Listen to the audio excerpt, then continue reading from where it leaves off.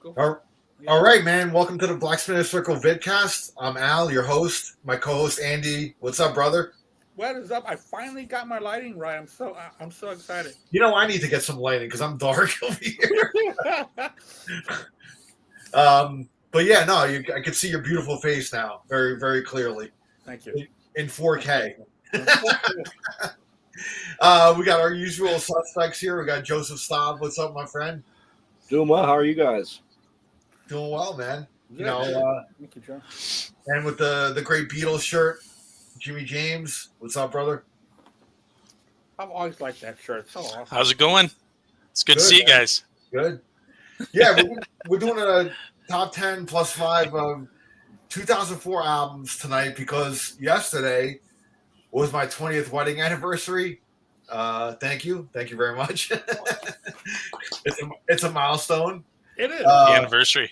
Thank you. And we usually do the shows on Wednesdays, but because it was our anniversary yesterday, I took my wife out to dinner and we had a nice dinner, a nice time. Went to a great Italian place in Ybor City here in Florida, and had a nice Italian dinner, and just it was a great time. So it was a nice way to celebrate our 20 years. I have, something a little more in store for her. We might take a trip somewhere, but that's like a little down the line right now. But that's cool. So yeah, so I figured, since I got married in 2004. I'd do top 10 albums of 2004 plus 5 honorable mentions. I thought, going over like the 2004 kind of albums released and kind of going through my collection. Me personally, I don't know. I kind of think it was a little bit of a weak year. I tended to look. I was completely like not really. I was pretty much out of hip hop. I didn't like anything anymore really in the hip hop genre. That was kind of over for me. In the rock genre, there was some good albums released, but overall, it wasn't like overwhelming to me. So going back, some of you guys might think differently or whatever, but that's my opinion. I don't know, Andy. What do you think, bro? What are your thoughts? To me, when you said 2004, I said, all right, well, let me look. And I remember 2004 was fantastic in music for me. This was really easy for me to do. I was very surprised of. I actually did like 6 honorable mentions here. So I'm very excited about this one. We never talked about 2004, and I was talking to my wife this morning. I said I never thought that I'd ever be able to talk about these albums on a podcast. So I'm very excited with this 2004. Yeah, I got some cool. really surprises. We always go back to the 70s, 80s, things like that. Even the early 90s, but post 2000s, we don't really talk about too much, man. And I kind of want to delve a little more because there are some good. You know what? I'm saying it's a weak year, but I still have I have a pretty long list of stuff that I still like pulled out. So it's not like I couldn't come up with 10 and 5, but I think compared to other years though, I think it was a little more of a weaker for me. In There's terms a little bit more digging around for 2004. Yeah. But like when I dug and I dug deep, I was like, there's some good stuff released, man. Mm-hmm. So Joe, what do you think, brother? Yeah, I was really excited. This is, like you said, this is a year we really haven't gotten to talk about at all. There's a lot of these albums I've not gotten a chance to talk about on a show before. And for me, what you'll notice about like at least half of my list, in my opinion, this was the year of the comeback. There was at least like 5 or 6 albums on my list that could be viewed as a comeback, either in general or like commercially or critically for these bands. Some more clearly than others, but there's definitely a couple different thrash bands on my list that they released their first album in years in 2004. Mm-hmm. There's a couple other bands that kind of came out of what might be viewed as a little bit of a slump in 2004. And then there's just some other great albums just that aren't really related to any kind of comeback. But also, and I teased this in our group chat a couple days ago, in my honorable mentions, I think one of the absolute greatest live albums of all time was released in 2004. And so I'll talk about that when we get to our honorable mentions. But yeah, so I just had to put that little little tease in there a couple days ago. So yeah, no, I'm excited. I think this is a really, really cool list. A lot of albums, like I said, that I haven't gotten to talk about on shows before. So I'm really excited. Plus, I've never been on a show with the great Jimmy James Sports before tonight. And so Even though we've been on the show together. No, even though we have been Facebook friends for a decade almost, this will be the first time we've been on a show together. So I'm excited. Black Spinner history. Who would have thunk it? Jimmy, what are your thoughts on 2004? Anything? It is. Well, first, I'm excited to be on with Joe because I feel like Joe's one of my best buddies online, and just we chat all the time, and it's good to actually sit down and have a conversation. 2004, it was a stretch for me. I'm more in that in your boat, Al. It's a lot of the albums that I chose are albums that I didn't discover until the last 5 or 6 years. So and some of them are incredibly strong and really, really good albums. And, as I was going through the list, it was kind of like, oh, hey, this was 2004, but it was a stretch for me to get 10 solid albums. So, but it was it was a stretch.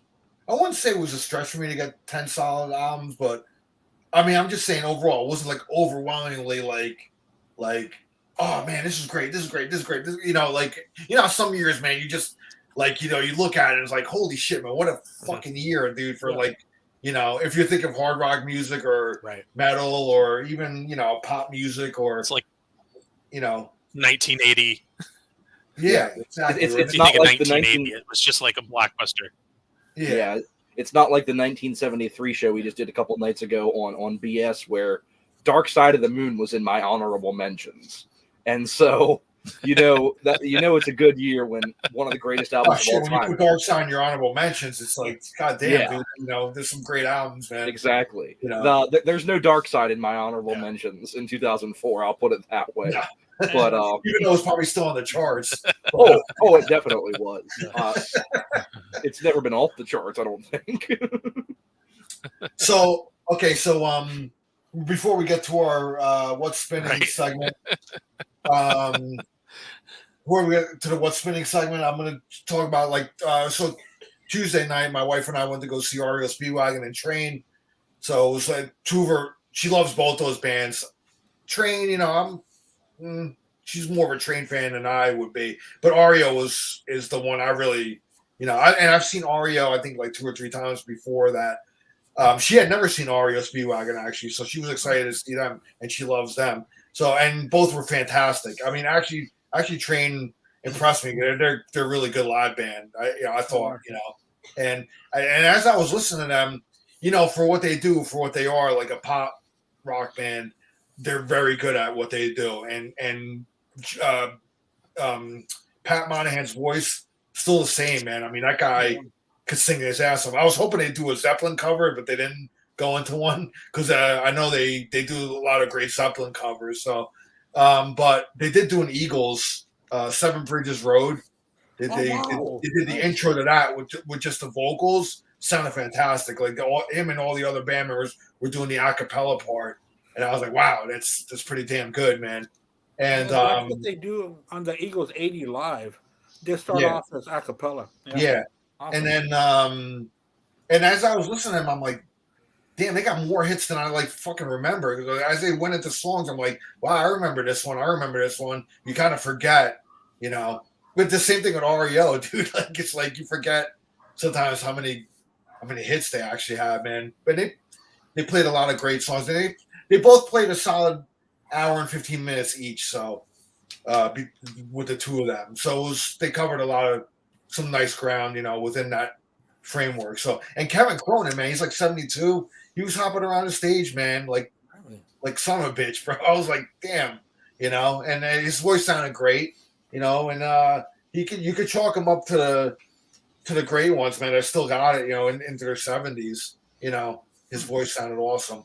So, and it was funny, like during the show, he's like, yeah, he made a comment. It's like, yeah, not bad for a 70-year-old. I'm singing it live. No tracks here or anything like that.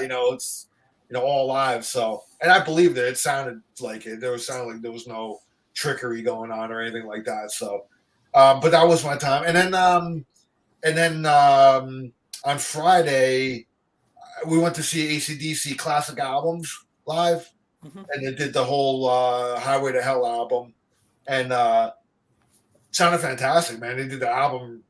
I mean, the guy sounded great, singing, and the whole band. It wasn't like, an AC/DC tribute band where there's a guy dressed up as Angus, jump. It was just five guys on stage replicating the sound of the album, and they replicated it great. And then after the whole album, they took a little break, and then they came back and they did a bunch of other AC/DC stuff. I'd say pretty much it was 80% Bon Scott era stuff, and they only touched on a couple of. They did, a couple from Black and Black. They did For Those About to Rock and Thunderstruck. I think that was the only Brian Johnson ones they covered. Yeah. Hey, Jimmy, I think you look better there. Yeah. Thanks. My computer was freaking out on me. So yeah. So we're going phone. So those are the two shows that I went to beforehand. Did anybody else go to any shows past week? Yeah, I went to go see Deep Purple and Yes. Dude, how was that? Oh, dude, how was it? Dude, that was really, really good. Of course, Yes is only Steve Howe and, of course, Jeff Downs on there. And I had sent Al a message that this should really be called the Steve Howe Band because he pretty much takes over the whole thing. His guitar playing is so immaculate, dude. That dude just is so good. He's a master. He's special. Mm-hmm. He's a master, man. And the guitar is almost bigger than he is. Yeah. He's a small dude. He's a small dude. A small guy, man. So I was very happy to see him because I love Yes, especially that 70s classic era. So my wife told me they're not playing anything that I hear on the radio. I said, nope, you're not going to hear Owner of a Lonely Fart around here. Well, they didn't play Owner of a Lonely Fart because usually they do. Steve Howe has never played that song. No, yes, he has. Has he? Oh, yes, he has. Oh, yes, he has. When he was the only one left in the band. Yes. Yep. They've done that song. Really? Yeah, I've seen them. From what I saw, the last time they played, looking on like Setlist FM, the last time they played that song was at the Rock and Roll Hall of Fame. However many years ago that was. No, well, I saw them before that. Well, then Chris Squire would still have been alive. Chris Squire might have still been in them then. Then that was probably why. That's probably why that's the thread there. You know, I guess now because Chris Squire isn't in them anymore, then he feels like he doesn't need to do it. So yeah, I don't think because there's nobody in the band now that has any lineage to that era. Even though Jeff Downs kind of helped. Well, that was more Trevor Horn that produced it. Willie K was the keyboardist at that time. Yeah. But pretty much everything that Steve, ever since Chris Squire passed, I think that everything. Yeah, you're right. Because after that, he hasn't not played. Yeah. I could have sworn that they did, but maybe not. They didn't. But when him and Chris Squire were the only two from that era, right? Alan White would have still been in the band too, right? Yeah, Alan White. That's right. I'm sorry. Yeah, so because he just passed away last year. Yeah. No, you're right. You're right. Yeah, because he just passed a couple of years ago. Because my thinking was, post John Anderson. I was thinking they still played it. They still played a couple of those songs post John Anderson, but I don't think since Chris Squire passed away they did. Yeah. Even though Alan White was still in the band for those couple of years afterwards, I think once Steve Howe kind of became like the main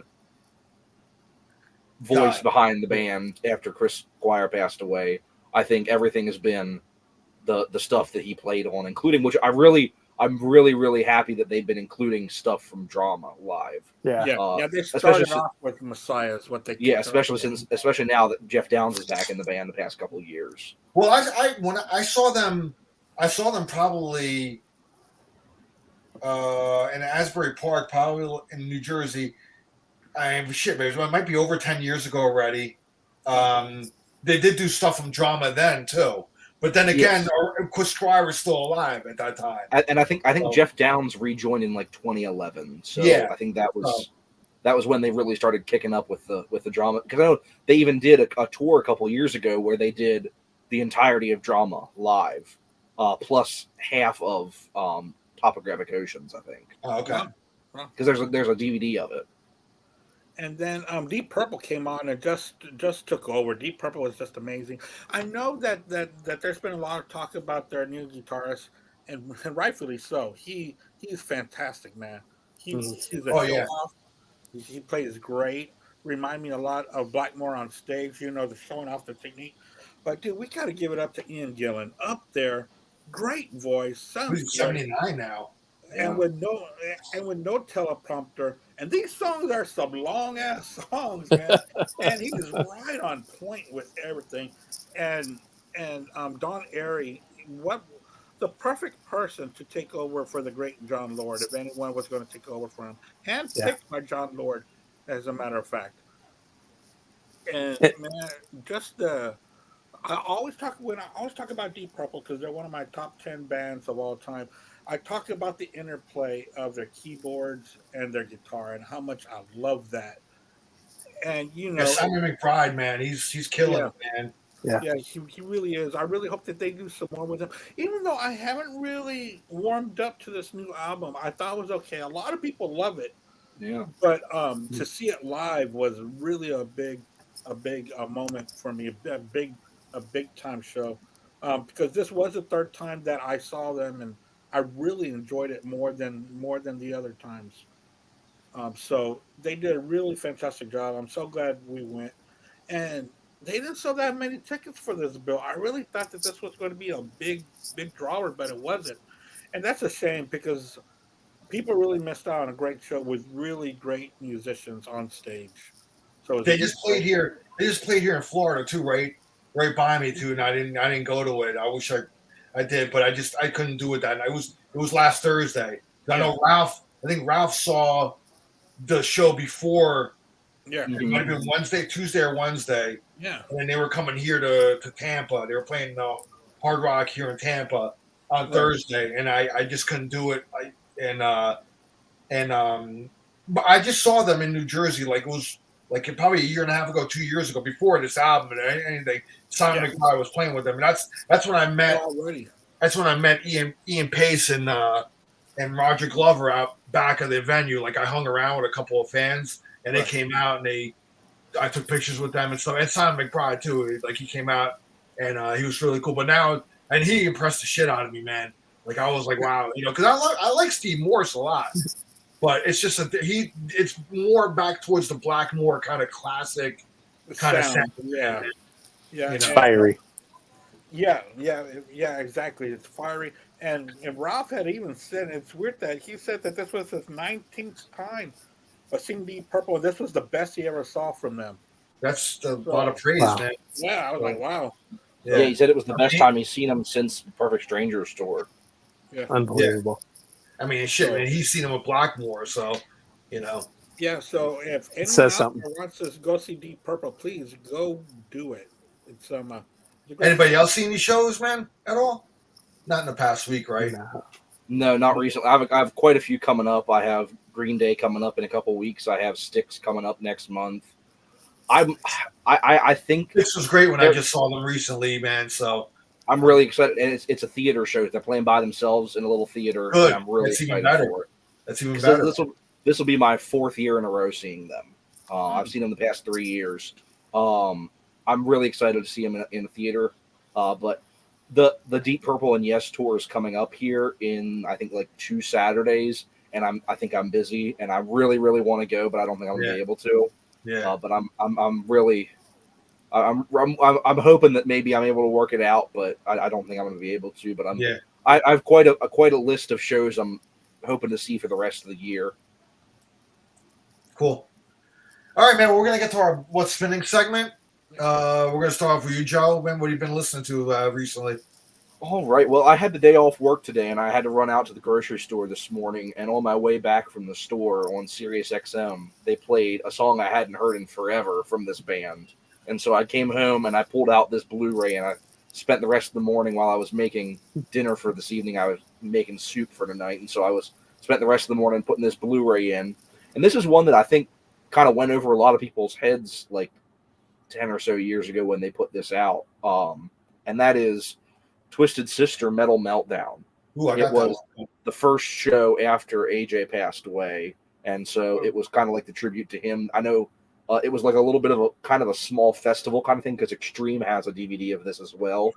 But so it's Mike Portnoy on drums on this, and it's just an absolute barn burner of a set. It's like an hour and a half, and it's just straight through the greatest hits plus a great amount of album tracks spread over all four of the classic albums, not including Love Is for Suckers, but just some really great performances on this. Everybody's on top form. D sounds amazing on this.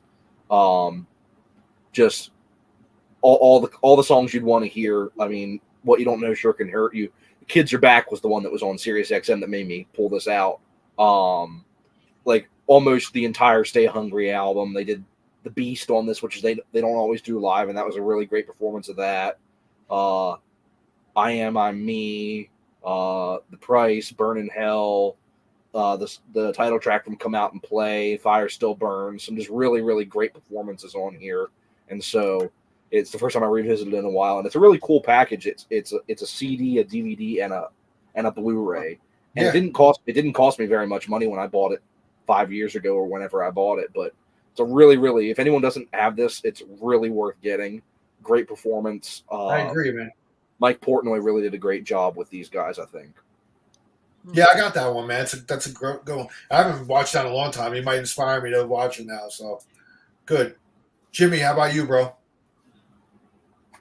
You got your mute on. There you go. Gotcha. So one of the things that I think is so important is the power of the record store, and just a brick and mortar store that you can go in and get to know people. And I've been really fortunate. I live in the middle of nowhere in New York. I'm smack dab between Syracuse and Utica. There's not a lot there. Oh, okay, yeah. Casino. You're up there. And there's a record store in New Hartford, New York, that I've become pretty good friends with the people there, and they're just the nicest people in the world. It's a husband and wife who own it, but Scott, who owns it, just is a wealth of knowledge about music, and has introduced me into so many bands. And it's funny because he'll be like, "Hey, have you checked this out?" And I'll take it home and I'll play it. It'll be amazing. And then come to find out, like a week later, I'll see Joseph post about it. Like Alan Parsons Project. That was one where it was like Scott showed me that, and then all of a sudden, Joe's like, "Yeah, I'm doing a deep dive there." I'm like, "Hey, me too." But the most recent band that has happened with is 10cc, and I don't know how much you guys listen to them or know of them, but original soundtrack, Deceptive Bends. There we go. Incredible band. You talk about kind of a little bit on the progressive end, art rocky, but they also have these amazing Beatlesque melodies, but then they write really weird songs about how they're the worst band in the world. And, but then they write, beautiful songs that you still hear on Yacht Rock Radio, when you're on Sirius XM, I'm Not Alone, and The Things We Do for Love. Just an absolute incredible band. And Godley and Cream, broke off from there and, had some success on their own. But it's been a huge deep dive for me lately, and just an absolute great band. So that's what's been on the turntable lately. Wow. I think the last time I saw a couple years ago when I saw Ringo Starr's All-Star Band, I think it's Graham Gouldman's been in Ringo Starr's band. So yeah, they would do a 10cc song or two, because cool. each band member gets to do a spotlight where they do their respective band songs. But yeah, it was great, man, with him. He sounded great. Oh, I bet. That's awesome. I didn't realize he was with him. So that's cool. Yeah. Yeah. So, I mean, if anybody's never seen Ringo Starr's All-Star Band, check them out if they still come around. I mean, you're seeing a Beatle, and it's just and then he's got fantastic musicians with him. So, he's got Lukather, so you can't. Oh, Lukather, go wrong with it. Lukather and last time was Lukather and Graham Gould, Colin Hay. Some Men at Work. Yeah. And Greg Raleigh from Journey. Yeah. And Oh yeah. Oh, wow. and his drummer's always been from David Lee Roth's band. Greg Bissonette. Greg There you Bissonette. Bissonette. Actually, the funny thing, Matt Bissonette, his brother, the bass player, is the bass player in REO Speedwagon now. Oh, He's wow. Okay. playing with them. Yeah, when I just saw him. So Oh, he was. That's Bruce cool. Hall was. Bruce Hall was playing.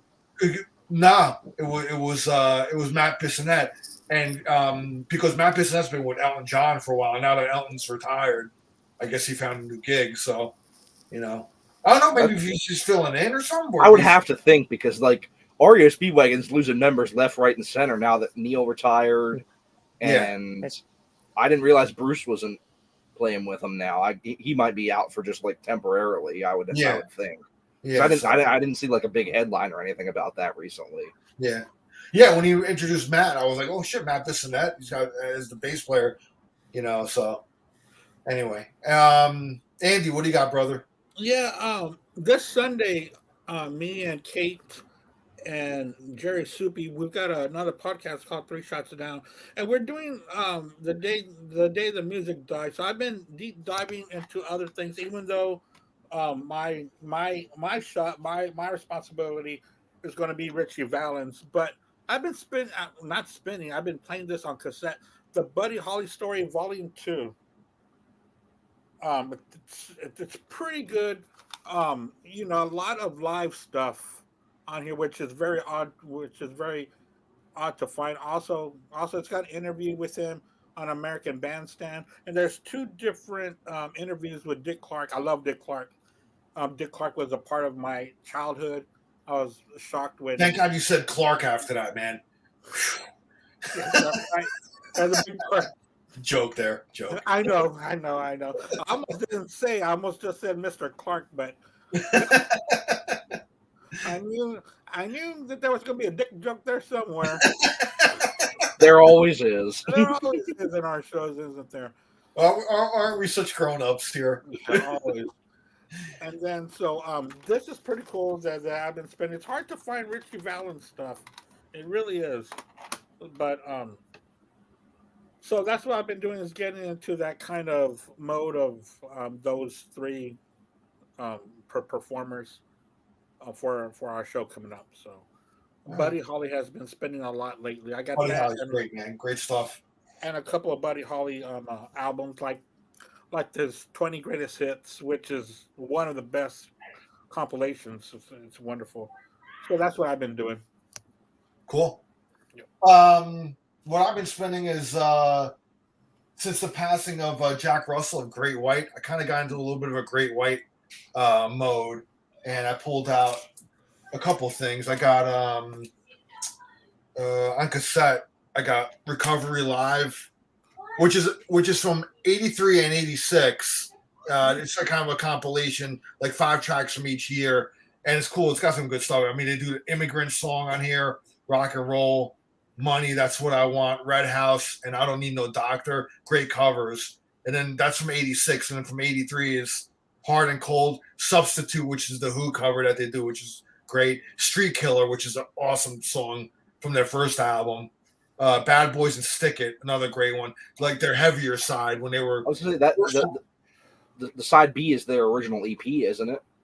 I know it's on some versions of it. I think if you have the CD version, you got the original EP on it. Yeah, This Out in the Streets EP. Yeah, this is just kind of like a couple songs. So, but damn, man, like that first album is heavy, man. They were like, and I know some guys are just like, I really only like the first album only. But I kind of like, I like the bluesier direction they went in as well. I also been spinning Shot in the Dark, which is their second album. It's kind of like the transition album where they're going from heavier into a more bluesier kind of sound, but they still a bit heavy on there. And then I this is when I was really first introduced to them. My brother brought home this album, Once Bitten, and this is from '87, and I had never really heard of Great White at that time when he brought this home. So I was like, wow, that's a cool cover, hot chick with a shark fin, in the back. And then we played it, man. I was like, dude, this is really, really good album. I really like it a lot. Like Lady Red Light and Rock Me and God, I mean they and Save Your Love, man, one of the best ballads. His Oh, man, his that- performance on Save Your Love Save Your Love is just one of the incredible. best vocal performances of the I know, 80s. I know. It's phenomenal. And I was just like, dude, this dude really did have one of the best voices in that genre from the 80s, man. I mean, he kind of gets kind of fallen out now. Like he doesn't get talked about as much as like let's say the Don Dawkins and the Rob Halfords and the Right. the vocalists from that era. But damn, man, I mean, his voice is phenomenal. And I got to see them once, only like maybe 5 years ago.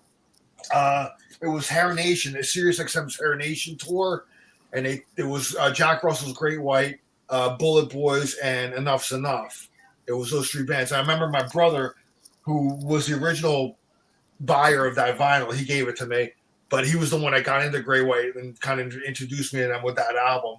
And he was the one that called me up. He's like, "Hey, I heard Great White's down in Asbury Park, New Jersey. They were playing the Stone Pony, which is a legendary club." And he's like, "Let's go see him," you know. And I was like, "Yeah, let's go, man." I never seen them before. I never actually seen Bullet Boys or Enough's Enough either. So I was just like, "All right, well, let's go. It'll be a cool night out, you know."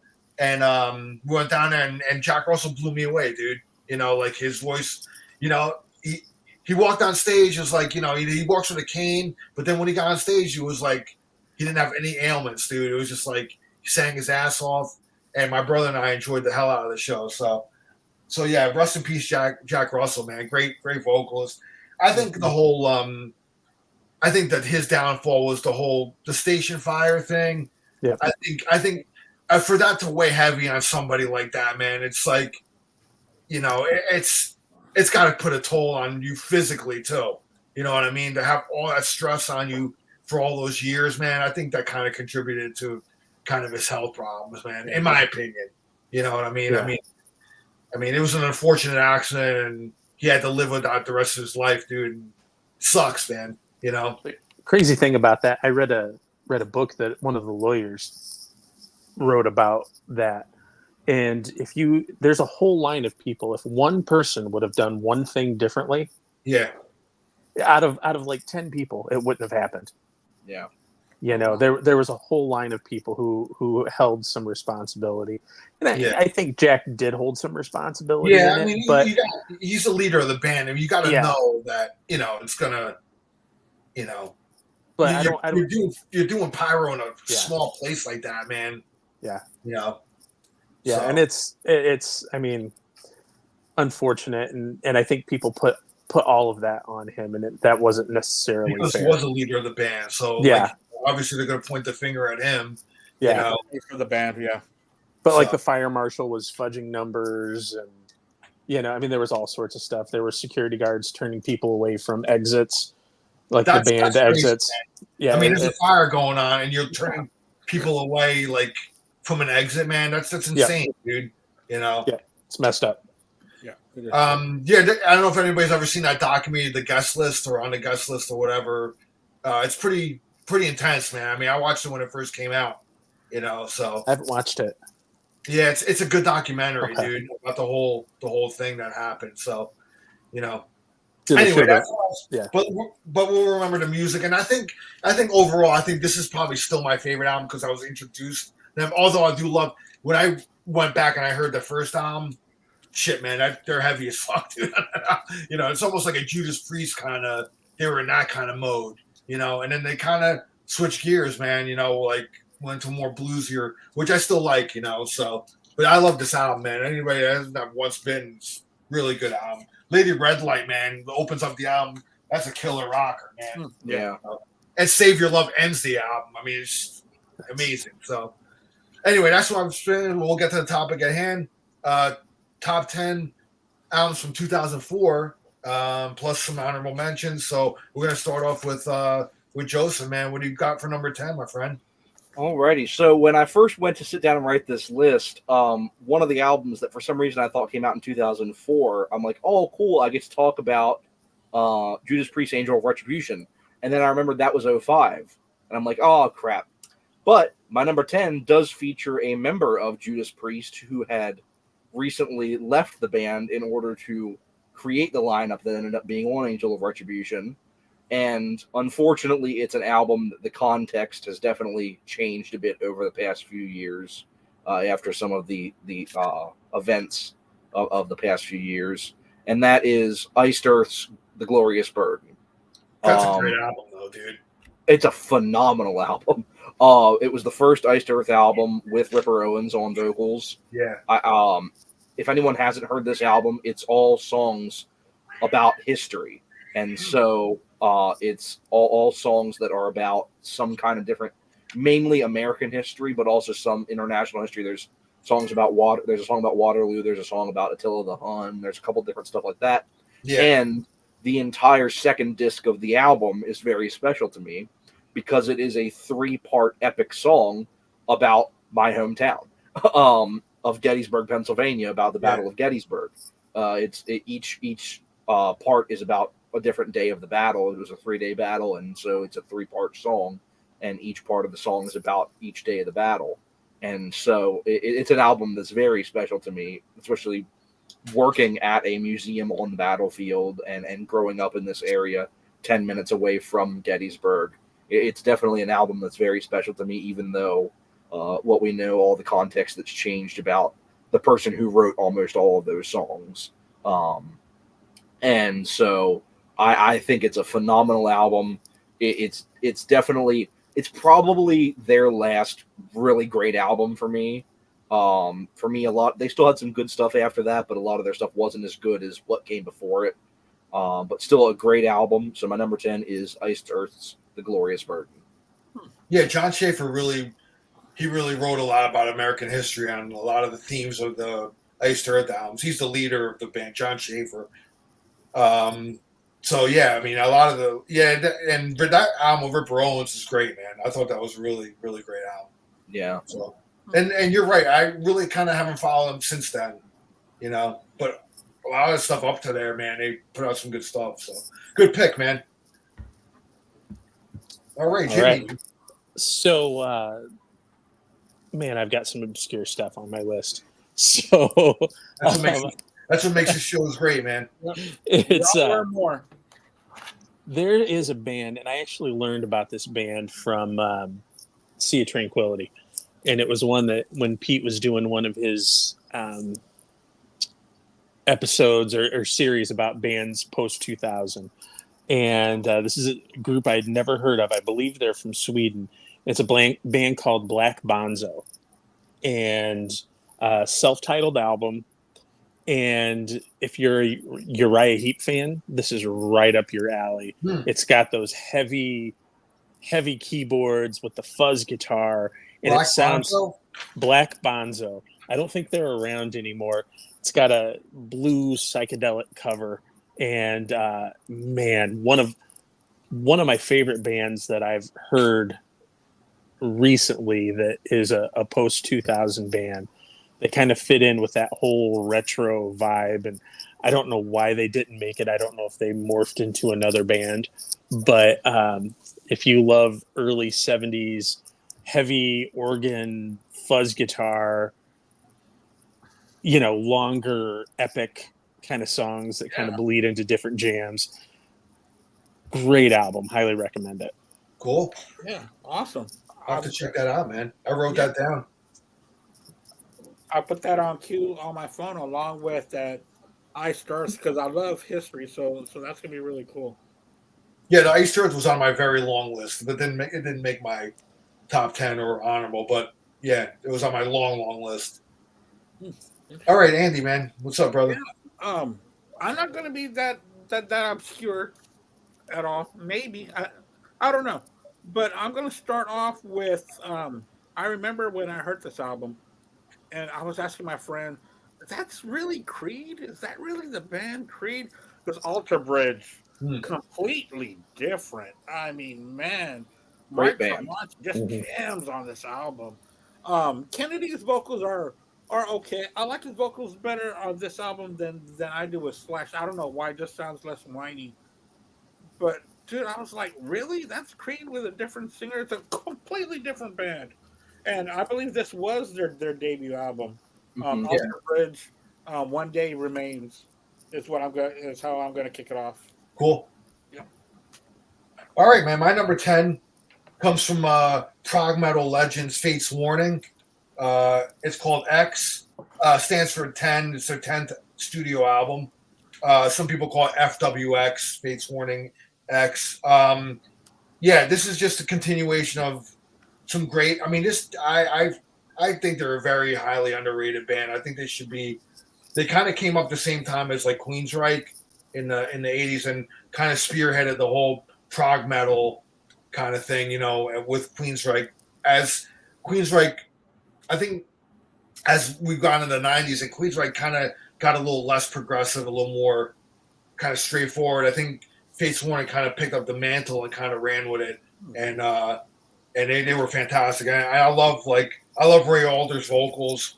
They had a vocalist previous to this in the 80s, but when Ray Alder took over in like 89, I believe, love his vocals. Jim Matthews he's like the ringleader of the band. He's always been the constant kind of like the main songwriter and everything. He's the guitar and all that stuff.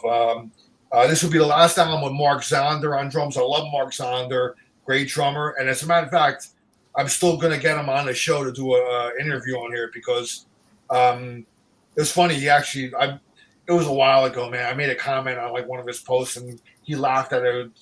He got a kick out of it. I can't even remember what it was now, but he got a kick out of it. He actually probably messaged me. He was like, that was pretty funny. He's like, if you ever, I know you have a podcast, and I was like blown away by that. I didn't even think that he knew about what we do. He's like, if you It's ever really cool.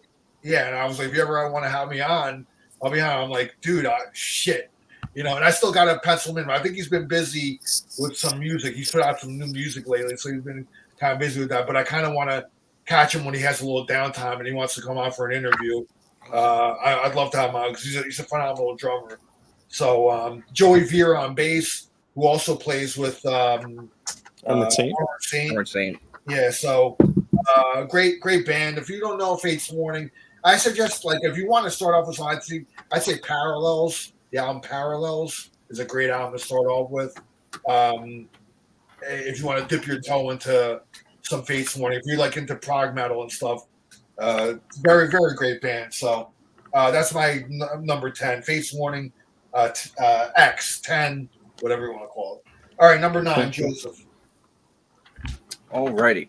So my number 9 is the first of the sort of comeback albums on my list. And this one is probably not as much of a comeback album, but for me, this was the album that really kind of kick-started the run that this band is on to this very day. Of the last 9 or so albums that they've done have all been just absolutely amazing. And that is the album Lionheart from the great, great British rock band Saxon. Yeah. I mean, there was a good period there in the 90s and the first couple albums of the 2000s where they were just not putting out very good albums. They were putting out a lot of them. This is their 16th album, and they've now put out 8 more after this in the last 20 years. So they're a very prolific band, but for a long time, from the mid to late 80s all the way through to the early 2000s, they were just not really putting out great music, in my opinion. But in this album really kind of kick-started the run that they've been on ever since, where they've just been putting out great album after great album.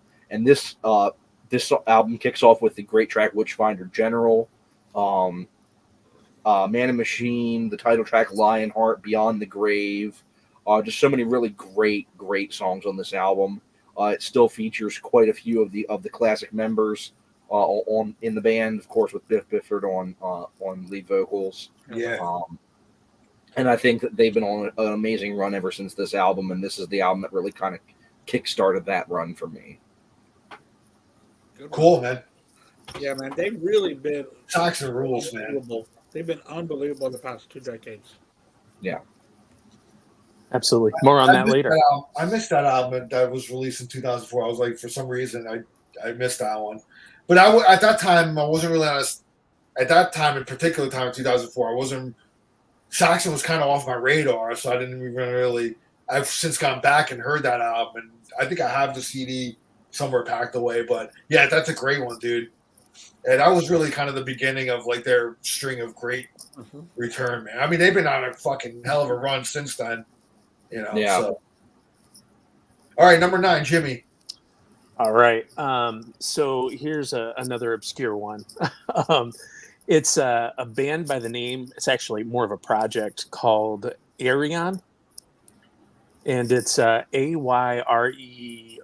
It's by a Dutch musician named Arjen Anthony or Arjen Anthony. I don't know how you pronounce it exactly, but it's a concept album, and he uses several different musicians, and the whole theme of the album is he's in a coma, and each song recounts a day in the coma, and it's kind of going through his life. So it's super artsy. The Human Equation. It's got a ton of guest musicians on it. You got James Labrie from Dream Theater, Michael Ackerfeld from Opeth, Devin Townsend is on there. Wow. I know, man. Some heavy hitters. I may have heard of this. What's that? I think I may have heard of this project. It sounds familiar now, man. You might recognize the cover. It's kind of in the prog metal sphere. It's very cinematic. So you have different people singing different parts, different characters within the story. So as long as you're okay with like the cinematic aspect of it, I like that. It's an interesting story. The music is phenomenal, and with people like that, it's going to have some high quality performances on it, and it certainly does. Cool. Huh. Yeah, I gotta check that out, man. That's good. Ayreon, right? Ayreon. Yeah. Yeah. All right, cool. Andy, man, number 9, bro. My number 9 is a band that I've been getting into for the past few years, and I've been buying their stuff post, of course, because they broke up in 2009. But they are out of England, and they were kind of that. I think I spoke about them last month about something. I don't know why they came up on my part, but they were kind of in the vein of the Brit pop that was coming out in the early 2000s. And this is their second album, Gomez. What's the difference? Gomez, right? Gomez, okay. Yeah, Gomez. Right. Yeah, I always thought they were out of L.A., but they're not. They are out of the English Brit pop scene, and I rather enjoy their music quite a bit. And I bought one of theirs used like last month, and when I opened it, I didn't know, but it also has a live CD tucked in there as well. So that was pretty cool. But their music seems to be a little bit different from like everybody else. They don't do the 3-chord. Their music's pretty adventurous, and their lyrics are pretty heartfelt. So Gomez, I'll split the difference. It's my number 9. I need to check them out. That sounds like that could be right up my alley. Sounds really cool. I like them. Cool. All right, man. My number 9, I'm going with. It's actually going to be 2. They released 2 albums that year, 2 parts of an album. So it's Wasp, the Neon God, part 1 and 2. They released part 1 like earlier in the year, and then later in the year they released part 2. I heard a story that like retail wouldn't release like a double album by them or something because I don't know, because double albums didn't sell anymore or whatever. So they actually split the album up or something into 2 parts. But really, like it's one cohesive, rock opera, kind of in the same vein as the Crimson Idol, almost kind of the same type of a rock opera type of storytelling that Blackie really got into at that time. I think it's a strong album, great playing on it. The story's like pretty cool. About like an orphan or something that he reads people, like, manipulates, people and stuff like that. It's just kind of a complicated story. You really got to listen to it to really get into it. But 2004. So Wasp Neon God Part 1 and 2. I think it was pretty strong album by them. So I'm gonna put that as one album. So that's my number 9 pick. Number 8, Joseph. Alrighty. So my next one is yet another one that is kind of this is definitely a comeback album. It was their first studio album in 14 years, and it is one of my absolute favorite thrash bands, and that is Death Angel with The Art of Dying. Ooh, yeah. Four-fifths of their classic lineup. The only one that's not returning is Gus Peppa, the original rhythm guitar player, who replaced with Ted Aguilar, who's still in the band today. Opens up with Thrown to the Wolves, which is an amazing track. I got to see them play that live a couple years ago. Five Steps to Freedom, Thicker Than Blood, Devil Incarnate. A whole bunch of just really great tracks on this album. Just really kind of a great way to reintroduce themselves after 14 years since Act 3 came out. And that's another band that's been on a really great run ever since. They put out about, I think, 6 studio albums since this one, and they've all been really, really great albums. And they are phenomenal live to this day. Their drummer, Will Carroll, is just absolutely, he's a beast. Marcus Guda is just one of the best vocalists I've seen live. I mean, one of the coolest moments I've ever had was I went to the show 2 years ago, I think it was, where it was Testament, Exodus, and Death Angel. And Death Angel was the band that was opening up. And my friend and I were right up against the barricade when Death Angel came out, and like right center stage. And when they did the Dream Calls for Blood, Marcus Guda was like right in my face, and it was amazing. Wow. It was such a cool moment. They just put on such a great show, and they're one of the most underrated thrash bands in my opinion. And this was their comeback album, The Art of Dying, and it's a really great album. Cool, man. Nice. Yeah, Death Angel rules, man. I don't know what's going on now because they dropped off of that Lost tour, man. Yeah, and I do feel bad for Will Carroll because I think his comments are kind of getting taken a little bit out of context, and it really blew up. I know Ralph was really upset when they made like headlines out of his comments because it was just him like making a random comment on a Facebook post explaining what was going on, and like Blabbermouth picked it up, and it was like this huge headline. And I feel bad that it kind of gotten taken a little bit out of context, but it seems like if that is to be taken truly, that it seems like Marcus Guda taking the Kerry King gig kind of secretly, it might end up kind of not ending up so well, and might even break up the band from the sound of it. Yeah. And that sucks because, like I said, they've been on a phenomenal run for the past 2 decades now, and it's a shame that something like that could possibly break up a much better band than whatever Kerry King's doing. Yeah. Well, Kerry King has a higher profile, man. That's He's definitely getting paid more to go do festival shows with Kerry King than he is to be an opening band on a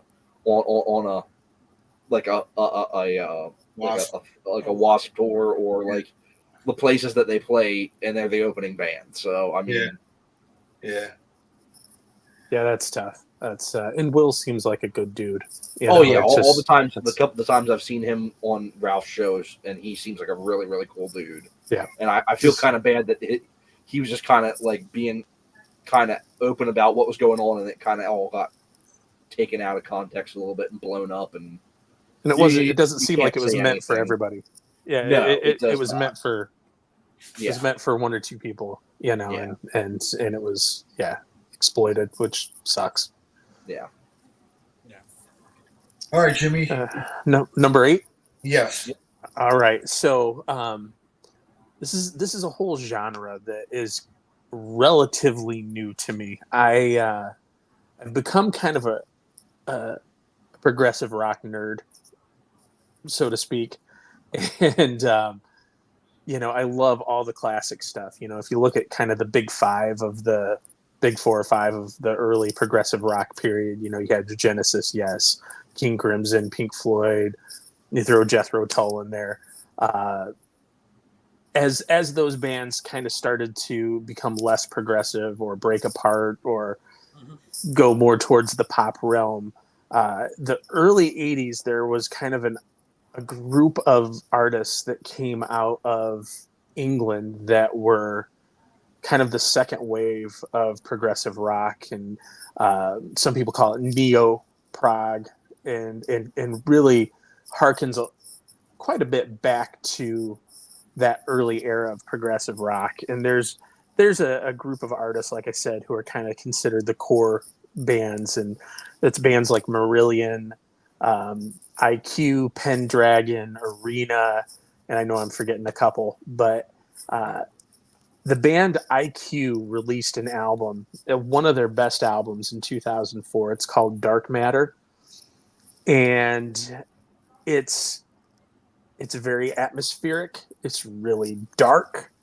and it's really moody, and it has all of these amazing peaks and valleys, and it just takes you on a journey musically, and which is what progressive music should do. Good progressive music is going to take you somewhere. You're not going to finish a song the same place you started the song, and it may come back around, but you've gone all around the world at that point. And that's what this music does. It's like I said, deeply emotional.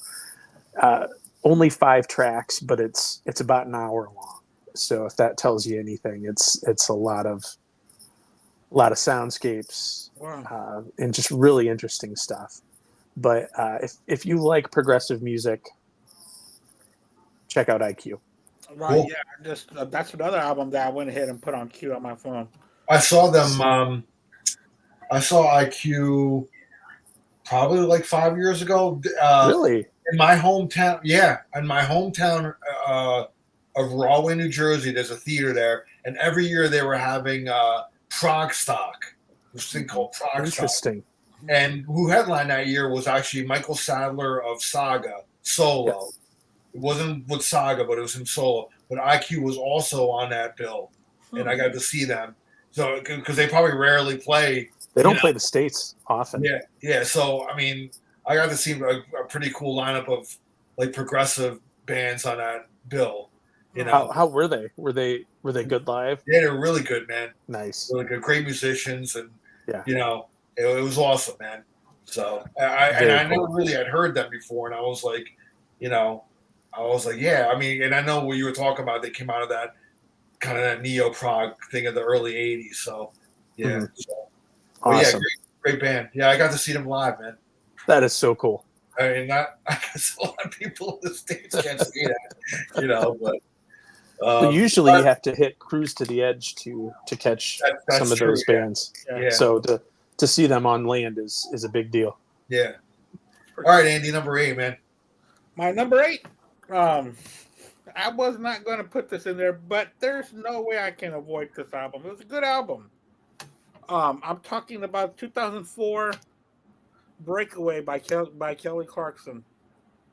This is a really good pop album, and it was very rare for that time because I love pop music of the 80s and 90s, especially from female singers.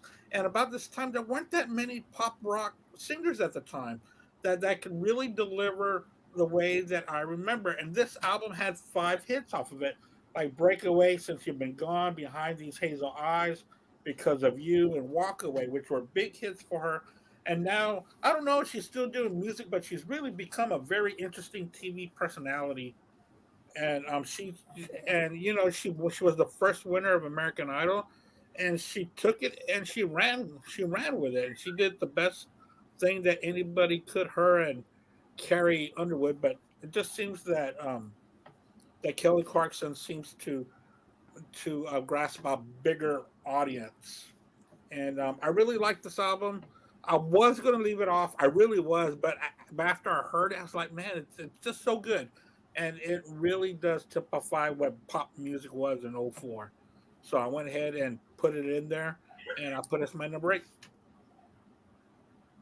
All right, my number 8. And it's funny that Jimmy James brought up the whole neo prog thing because he went with IQ, and I'm actually going with Marillion, who released an album called Marbles this year. Phenomenal album. Very underrated band here in the States. I mean, over there, in Europe, they're better known, but over here, really, they had like one hit, MTV, Kaylee. Mm-hmm. But Marbles, man, when I came out and I heard it, man, I was like blown away by it. It was phenomenal album, man. I think it's kind of their comeback as well. To be honest, Yeah. with you. I think some of the albums before that were a little, Marillion.com, anyone? yeah, a little hit or miss for me, man. The album that I liked, the album that I liked a lot before Marbles was Brave. I liked Brave a lot. That was a great album. And then the albums in between Brave and Marbles kind of were hit and miss for me. But this album, man, really hit the mark, man, when they released it. So it's kind of like it's a concept album about a boy that collects marbles and loses them, and losing marbles kind of doubles as like going insane. So it's kind of like got this whole concept about it like that. Great album. If you never checked out Marillion, I mean, I know their older stuff. They have their fans with Fish and vocals. This is one of the better Hogarth. Yeah, this is one of the better Hogarth fronted albums, in my opinion. Definitely. Yeah. So I think it's their last great album. Yes. Yeah. So I'm gonna go with Marbles by Marillion, my number 8. Yeah, So I've heard of the name, but I've never really sat down and heard the band. So I downloaded that Marbles. See, if you're a fan of, to me, the earlier stuff with Fish, if you're a fan of Gabriel era Genesis, that would be right up your alley, dude. Yeah. Script for a Jester's Tear is like the unreleased Genesis album. Genesis album. Like the old, with Peter Gabriel on vocals. You definitely check out that early stuff in the 80s, Andy, if you're going to start off. For me, honestly, Andy, I would recommend the album Clutching at Straws. I think you might really, really like that album. Yeah. Okay. Yeah. All the Fish albums are phenomenal. Yeah. But Clutching at Straws is my favorite. Yeah. Mm-hmm. So, so that's my number 8. So we'll go number 7, Joseph. Yeah, no, I'm really glad you brought up that album because that made my honorable mentions. That is one of the few Hogarth albums that I really, really like. Brave's another one that I really like. Yeah, Brave is really good too. Yeah, those two. And I like the first one, Season's End. I like that one. Yeah, that one too. I was gonna say those are probably the 3 best Hogarth albums, man. Yeah, those are the 3 that I really like, and of course they've released like most prog bands a ton of albums over the last these last few albums that they've really gone into this kind of more almost like kind of like a Coldplay kind of. Yeah, I've not been a fan of their last couple. They kind of abandoned a little bit of more of the prog elements, in my opinion. But like I think like for me, like especially the Fish stuff, but even some of the Hogarth stuff has like an energy to it, and like their last few just like it feels like you're just like it's kind of just boring in a way. Yeah, it's very like middle of the road, kind of like Coldplay is a great way to describe it. But yeah, no, Marbles is a great album. It made my honorable mentions. I'm really glad that you were able to bring it up. But I'm saying Coldplay, but even kind of like a Radiohead. Yeah, that's a good call. Sounds interesting. So, if you like, man, if you like Radiohead, you might love that stuff. So, I'll check it out. So now to go in a completely different direction, I will be featuring an album from what certain people that we are all aware of called the worst band of all time, and so my number 7 is, in my opinion, the great Volume 3 from Slipknot. So really, really great hits off this. Blister Exists, Duality, Vermilion Part 2, Before I Forget, Pulse of the Maggot. Some really, really great stuff on here. This was basically they basically somebody dared them to release an album with no profanity on it, and they did. And it's still a really, really good album.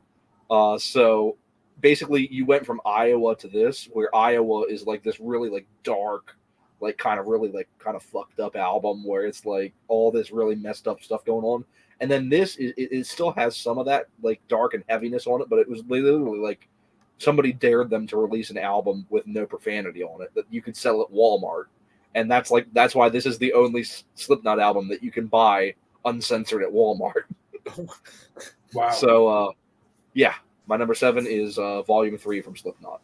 That's the first album that I kind of opened up to them a little bit because I just was not a fan of the first 2. But as soon as when I heard Duality, I was like, okay, all right, I'm into that. I mean, just the riff on that is phenomenal. So, yeah. All right. Are we on to number 7 now? Number 7. All right. So I'm gonna go. Here's one of my comeback albums. So my favorite band from the '80s, without a doubt, is Tesla, and Into the Now. They got back with the original lineup. Second show I ever saw was Tesla, Great White, and Badlands. I think I was in maybe 8th grade, and Nice lineup, man. oh man, I'm jealous that you got to see Badlands, dude. Yeah.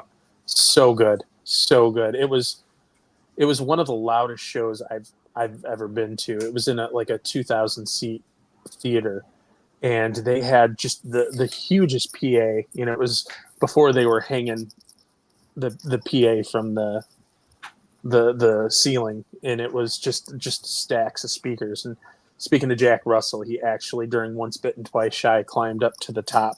They were stacked 3 high. They were probably, I don't know, maybe 4 feet high. So he was 12, 15 feet up in the air on these unsecured speaker cabinets. And he was let's just say a little inebriated at the time. And he was trying to get people to sing along. But Tesla closed that show out, and from that point, I mean, just to me, Tommy Skeoch and Frankie Hannon are one of the great guitar duos of all time. Yeah. Mess and Finesse, and on this album, you had both of those guys playing. Tommy had some addiction issues that I think kind of broke up the band prior, but here you get Tommy back. He was cleaned up for a time, and to me, Tesla is just not the same without him, because he really brings just that punk rock, dirty energy, gritty attitude. Where I love Frankie Hannon. I mean, Frankie Hannon's such an amazing he's guitar more of a player. technician, Yeah. Whereas Tommy's more of kind of a swing from the hip, kind of spontaneous, a little more dangerous, dangerous. Yeah. He had that going for him, and so I thought Into the Now was a really good comeback, and that's my number 7. Cool, great album, man. Yeah. We got Oberheim said Leviathan by Mastodon. That's a great album too, man. It's a good one. A good album. It was. My number 7, man. I was really in a pop rock mood when I was making this list. This is the debut album, and when I first heard this, I bought it when it came out because I liked the leadoff track that I was hearing on the radio. They're an English band, King, with Hopes and Dreams. Hopes and Fears, excuse me. Hopes and Fears. They don't have very much guitar on here. It's basically the piano is the lead instrument. But a lot of these tracks, it's very anthemic vocals, and the harmonies are fantastic. I don't know if y'all are too familiar with the band King. I saw them open up in 2004 for U2. Oh yeah. They opened up for them on was it the Dismantled? Dismantled. Yeah, I remember I went with that with my wife and my brother and my sister-in-law before Keen opened up for them. They were pretty good. I like them. Yeah. Not my cup of tea too much, but that's cool, man. Yeah. All right. I really like the vocals and very good strong lyrics to it. All right, man. So my number, what we have, 7, right? Yeah. So 7, I'm going to my home state of New Jersey. Monster Magnet, Monolithic Baby. Great album. Monster Magnet just dude, they're just. I remember in the '90s, my friend kind of introduced me to Monster Magnet. With it was before Space Lord. It was the why can't I think of the name now? But it had Negasonic Teenage Warhead. That was the song that was getting a lot of airplay actually at the time. And I was like, dude, who the hell is this band? He's like, dude, they're right from New Jersey, or our home state, man. Monster Magnet, Red Bank, New Jersey, which is kind of more going down the shore area. But yeah, they released this one in 2004, and I remember they have a song on here called Hotel Baby, dude. And when I heard that on the radio before this album came out, I was like, holy shit, this song rips, dude. It just almost even the solo almost reminded me of like a ripping like Ace Frehley like soul, like kind of almost like Kiss like in a way. But just like it was kind of like that that kind of rock and roll that I was kind of missing in like 2004, just straight ahead, like kind of just party like type of shit, man. And I was all in. And I got this album, man. I was like, yeah, they didn't disappoint me. They never really did a bad album, man. To be honest with you, I think they're very underrated band. You know, they had their time in the '90s. They kind of seems like they've kind of just been kind of forgotten about a bit. You know what I mean? But check them out, man. If you never heard Monster Magnet, you know, I suggest go on, check it out, like their '90s stuff. I mean, I think a lot of people know Space Lord because that was a hit on MTV and everything, like a hit video where they were kind of mocking the whole kind of P. Diddy, like throwing money and shit. Yeah. The way those rap videos were in the '90s, they were kind of like poking yeah. fun of it. It was pretty funny, man. You know, but great titles too. Great album titles and Yeah. song titles. oh yeah. And Dave Windorf, man, he's a character, man. I've seen Monster Magnet like twice, and they always put on a really good show. So yeah, I'll have to check that album out. I have the 3 albums before that. yeah, Mine Was a Baby, man. Check it out, dude. You know, good album, man. So that's my number 7, man. So we'll go to number 6. Alrighty. So a couple years ago, when the amazing album Rock Believer came out, Yeah, everyone and their brother was like, "Oh my God, this is the greatest Scorpions album in like the last 40 years. Where have they been all this time?" And I looked around and I kind of glanced around at everybody and they said, put out some good stuff, you know. "Did everybody forget about this album? Unbreakable. Did everybody forget about Unbreakable?" Yeah, it's like, great, man. That's a good album, I'm definitely more of a 2000s Scorpions apologist than most people. I really love the album Humanity. I love a lot of stuff on Sting in the Tail and Return to Forever and like a lot of those albums. Yeah. Rock Believer is definitely the best one of the bunch, but I think everyone kind of forgot about this album.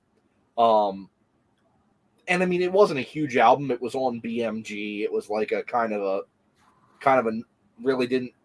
They only really kept one song in the set list after that. The song "Love 'Em or Leave 'Em" was on the Wacken DVD. That is like one of the greatest live DVDs of all time. When they brought Uli and Michael Schenker out, and Herman Rarebell throughout the show, and they did play "Love 'Em or Leave 'Em" off this, and that's a great track. But there's so many really, really great tracks off this album, and surprisingly, unlike most Scorpion CDs, you can actually get this on Amazon for pretty cheap, like brand new. It's a double pack of this, and I think Sting in the Tail for like $10. Nice. And anyone who does not know this album, I think this is by far the best thing they had done in probably at least 15 years before this. The album right before this was Eye to Eye, which is one of the worst albums ever released by a major artist. Although I will go to my dying day saying the music video for To Be Number One is just hilarious. It's just so stupid. It's basically literally Klaus Meine making fun of Bill Clinton and Monica Lewinsky.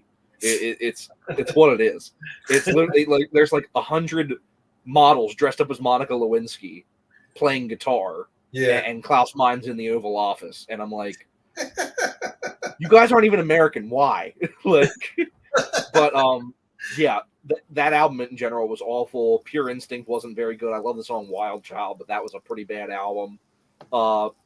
Face the Heat had Alien Nation, which was good, but like it's been like the past couple albums have all been like, oh yeah, there's that one really good song on it, and then the rest of the album is just garbage. But this album was a really, really great kind of comeback for them. It was their first album in 5 years. It was really their return to like a hard rocking album. And anyone who hasn't checked this out and is a Scorpions fan, I definitely recommend checking out Unbreakable. It's a really, really great album. Yeah, That's a good one. Good call. all right, man. Jimmy. All right. So number 6. Sometimes I don't get the hate that Dave Grohl gets. Like he seems honestly like a pretty cool dude, like someone you would probably want to hang out. I mean, he takes his little smoker and he goes out and smokes food for homeless people and gives food away, and like just genuinely seems like a rock and roll fan. And that's what I absolutely love about this next album, Probot. And oh yeah man, this album just rips. It just absolutely smokes, and it's Dave. I mean, that is Dave. His core. You've got Dave playing guitar and drums on pretty much every track, and a different metal vocalist from past bands that may not have been getting a whole lot of shine in 2004. And here Dave's given guys like Kronos from Venom Oh yeah. a track, Max Cavalera, the iconic Lemmy, which more on Lemmy later,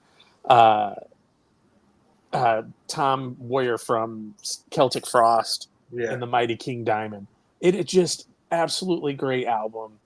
It's so much energy, so much power, so much grit, everything that rock and roll should be. I think it's a great album, and I give my endorsement to Dave. I've always liked Dave Grohl. Yeah, that's a great one, man. I'm not Yeah, really cool dude. I just saw Foo Fighters last month. They put on a great show. Just seemed like a really, Nice. really cool dude. How long did you play for? A long time. Probably 3 hours, right? Yep. And it definitely dragged in the middle, but you know what? They got the crowd back by the end. The whole middle section was like they did like an acoustic thing for a little bit, and then like it was just the crowd was like dead by like 2/3 of the way through. But then they played like This Is a Call, Monkey Ranch, Yeah. Everlong, all at the end. That's my favorite stuff. Is that the first Yeah. 2 albums, man? Yeah. So they opened up with a lot of their early stuff and then closed out with a lot of their early stuff and like some really not great stuff in the middle. And their encore, the two songs they played a song called The Teacher off their last album, which is like 10 minutes long, and it was one of the most boring songs I've ever heard in my life. Like the crowd was like, "What is this garbage?" And then they closed out with Everlong, and the crowd's like, "Oh my god, we love Foo Fighters! We love the Foo Fighters!" Yeah. But their last album was pretty good, though. I did like their last album. Yeah. Pretty good. I liked it. All right, cool. So, who we on now? Andy. Oh, me, yeah. My number 6. I love this band, and when they came out with this album, it took me a while to get into it because it wasn't like their other albums. And then I figured out because of Joe, they were just becoming better. They were just stretching their sound out. So I'm going with Green Day's American Idiot as my number 6. It sure was not like Dookie and Insomniac and even going to Warning and albums like that. So this was not a departure, but an extension of what they were doing, especially Jesus of Suburbia being an epic track at almost 10 minutes. I just wasn't ready for that. But American Idiot, it wasn't even going to make my list, and I heard it again. I said, man, you know what? I'm really digging this album. So this is an album I'll probably start digging again.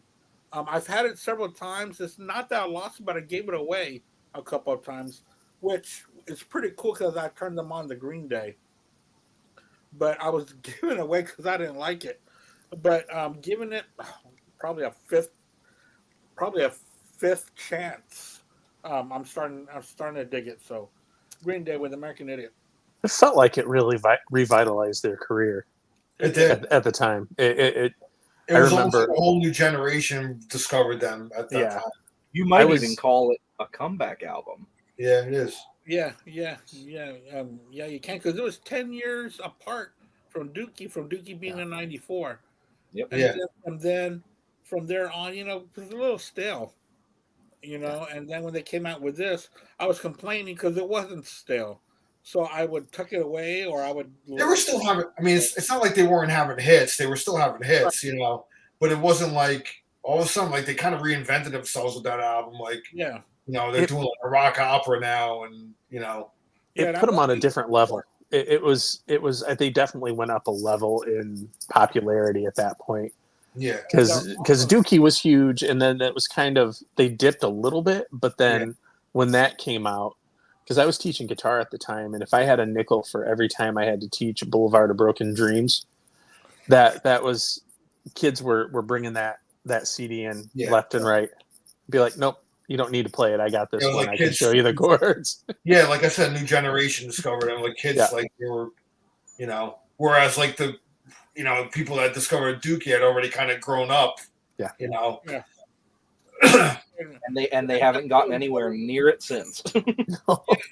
Yeah, with me, I guess that's what was bothering me was that, I was already, I was 29 going on 30 in this younger generation where, Green Day is great. So I was like, ugh. So I just stayed away from it because of, I don't want to say of all the popularity because I'm the first person to say that popularity is good.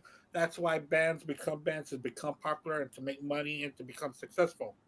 But I just wasn't digging the people that were like 15 or even almost 20 years younger than me, like Joe, were digging them. And I was all like, ugh, I can't do that. So I actually went to go see this tour. And there were a lot of kids around me. I was like, man, for real?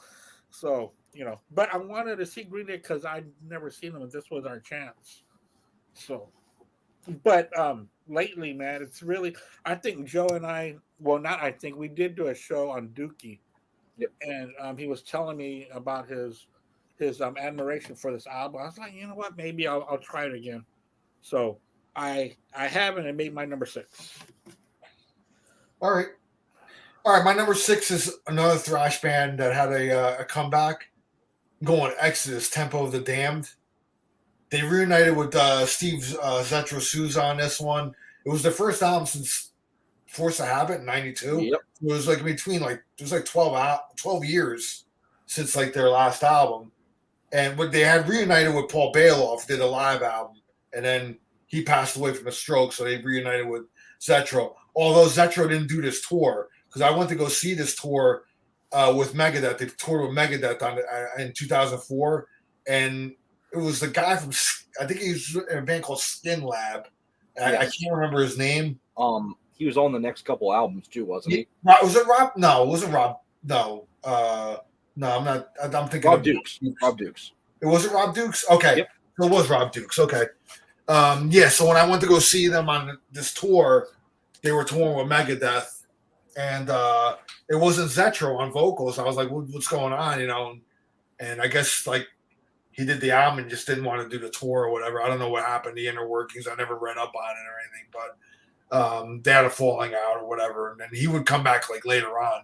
He's in the band now. So, but yeah, no, this is a really good one, man. Good album. I enjoyed it very much. And because in high school I was really into Exodus. So to have them back, man, with a strong album like this was really good. So that's my number 6, Exodus, Tempo of the Damned. So number 5, Joe.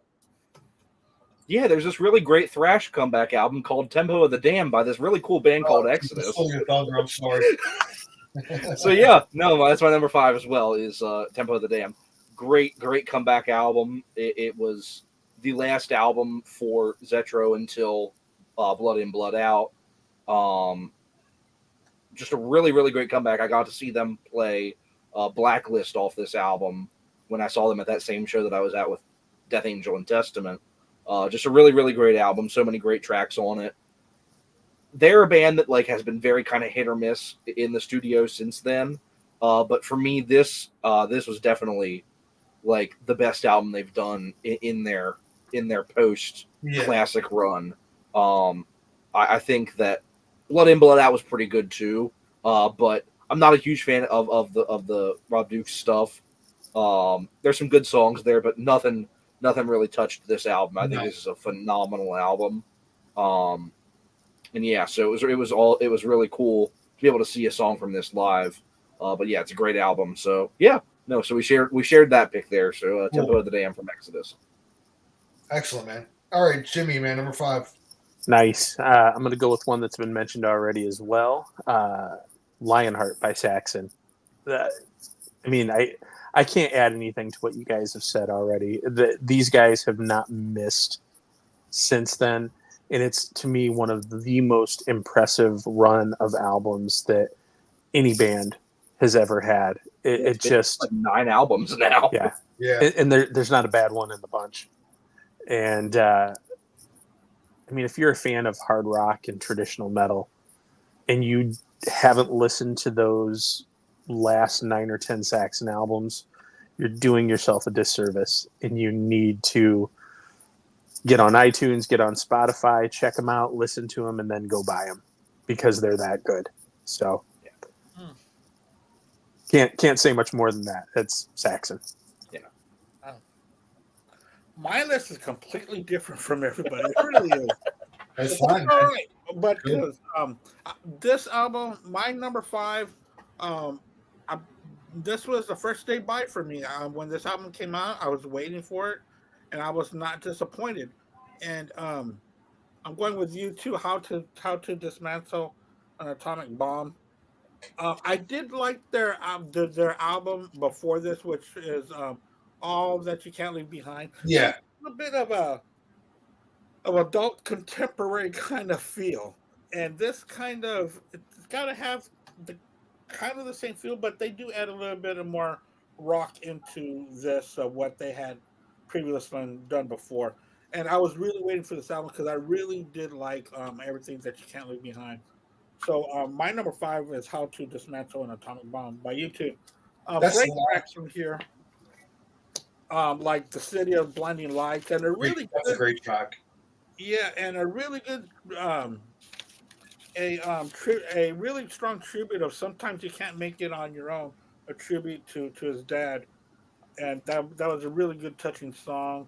Love and Peace or Else with a really good strong drums from Larry. So this is a really good album. I enjoyed it. So that's my number 5. I think that's the last album by them I really, really enjoyed, man. Same. Yeah, Same. the same here. And then after that, man, they got into Coldplay territory. It just kind of bored me, man. Yeah, you know? yeah, they were playing it very safe. Yeah, And this album here, it's a safe album, but also there's a little bit. there's an edge to it. No pun intended. There is still a bit of an edge to it. Yeah. Yeah, but they do play it safe on the next album. No Line on the Horizon. Of course, I was excited for it because of the last couple of albums. And when it came out, it was just bad. Yeah, it was a very bad album. Well, I think the first choice of a single, "Get on Your Boots," was what killed that album. Bad choice. That's a bad choice, man. Yeah. And I think it killed any momentum of that album was going to have. Also the leadoff track of that album, I think, too. Yeah. So Isn't that the album where they ticked off the entire world by giving them a free album? no, that's the following. That was the one after that. Okay, That's the one with the Joey Ramone song on it. that's right. That's Yeah. right. Okay. All right, moving on along. I know at the beginning of the show, I was saying I kind of checked out on hip hop, but there is one exception, and that's the Beastie Boys to the Five Boroughs. I mean, I never checked out on the Beastie Boys. They were always one of my favorites. So this album was their first post 9/11 album, and they touch on themes of that. And even you can see on the album cover that they still have the Twin Towers on here. Beastie Boys embodies the whole spirit of New York for me. And this is a great album. That's all I really have to say about it, man. Beastie Boys. I mean, it wasn't their last album. Hot Sauce Committee Part 2 was their last album, but this one, I think this was the stronger of the two, actually, between that one and this one. Check It Out was the lead song and single on it. An Open Letter to NYC really kind of embodies the whole kind of theme of the album, the whole post 9/11 kind of thing, So, yeah, B-Boys, man, I love them. I always have. And sadly, one band I never got to see live. I always wanted to. Yeah, never saw the Beastie Boys ever in concert, So it's one of my big regrets. But I had tickets to see them one time in New York. They were playing a theater. With the thing about this show was it was an all instrumental show. They weren't doing like vocals. They were playing like their instrumental stuff. So it was a kind of a special one-off show, and I had tickets for that. But then it ended up clashing with I was going away on vacation, so I couldn't go to it. I ended up giving the tickets to a friend of mine. He went. He's a big Beastie Boys fan, so he said it was a really cool show. There was just the three of them on instruments, just playing like instrumental music, and it was all. He said it was awesome, man. So I kind of wish I fucking went to that, but whatever, man. I never got to see them, so oh well. So that's my number 5, To the Five Boroughs, Beastie Boys. We'll go to number 4, Joseph. Alrighty. So my number 4 is one of my favorite albums from probably my favorite band of the last 25 years. And it's a band I've seen a lot live, and I think they're phenomenal. People have called them generic, and I don't hear it. I think they're a really amazing band, and that is Breaking Benjamin with We Are Not Alone. Is that the debut? No, this is their second album. Okay. Saturate was the debut. That one had Polyamorous on it. Okay. But no, this is a really, really great album. What's the hit on that one? So Cold was on this. Yeah. Sooner or Later was on this. Those were the two kind of big hits off this album. Okay. But yeah, no, this is one of my favorite albums from them. I've seen them play 7 of the 11 songs on this album live, so it's like a lot of fan favorites on this album. There's even a couple that I haven't seen them play that they do play fairly often. So they kind of rotate almost this entire album in their set list. But there's some really, really great tracks on here. So Cold is one of my favorite Breaking Benjamin songs. Simple Design, Follow, Firefly, Sooner or Later, Breakdown, Away, Believe. Just some really, really great tracks on here. Like I said, probably my favorite rock band of the last 25 years. They've put out 6 albums, and I think that they're all amazing albums. They broke up for a while in the early 2010s. The lead singer kicked out literally the rest of the band. I remember hearing about a revamped lineup with him. Yeah, with all new members. Which they're the ones that have put out the last 2 albums, and they're the ones that all 5 times I've seen them live has been the revamped lineup. But they put on an incredible show. Their last 2 albums have been amazing. It was over like a contract dispute. He was taking like some time off for some health issues, and the rest of the band put out a greatest hits album without his permission on the label, and like approved a remix of one of their hit songs that he did not approve of, and so he basically fired the rest of the band. And the lineup he has with them now is just amazing. And there's even some songs where like it's one of the few times where I've seen this work out really well, where like a singer can say, "Hey, I can't sing this quite as well as I used to, so I'm going to have one of the other members of the band sing it," and it works great. Like there's some songs where he's like, "Yeah, no, I fully admit I cannot sing this song anymore, and so I'm going to let someone who can sing it really well sing it." And so like the bass player sings a song or two, the other guitar player sings a song or two.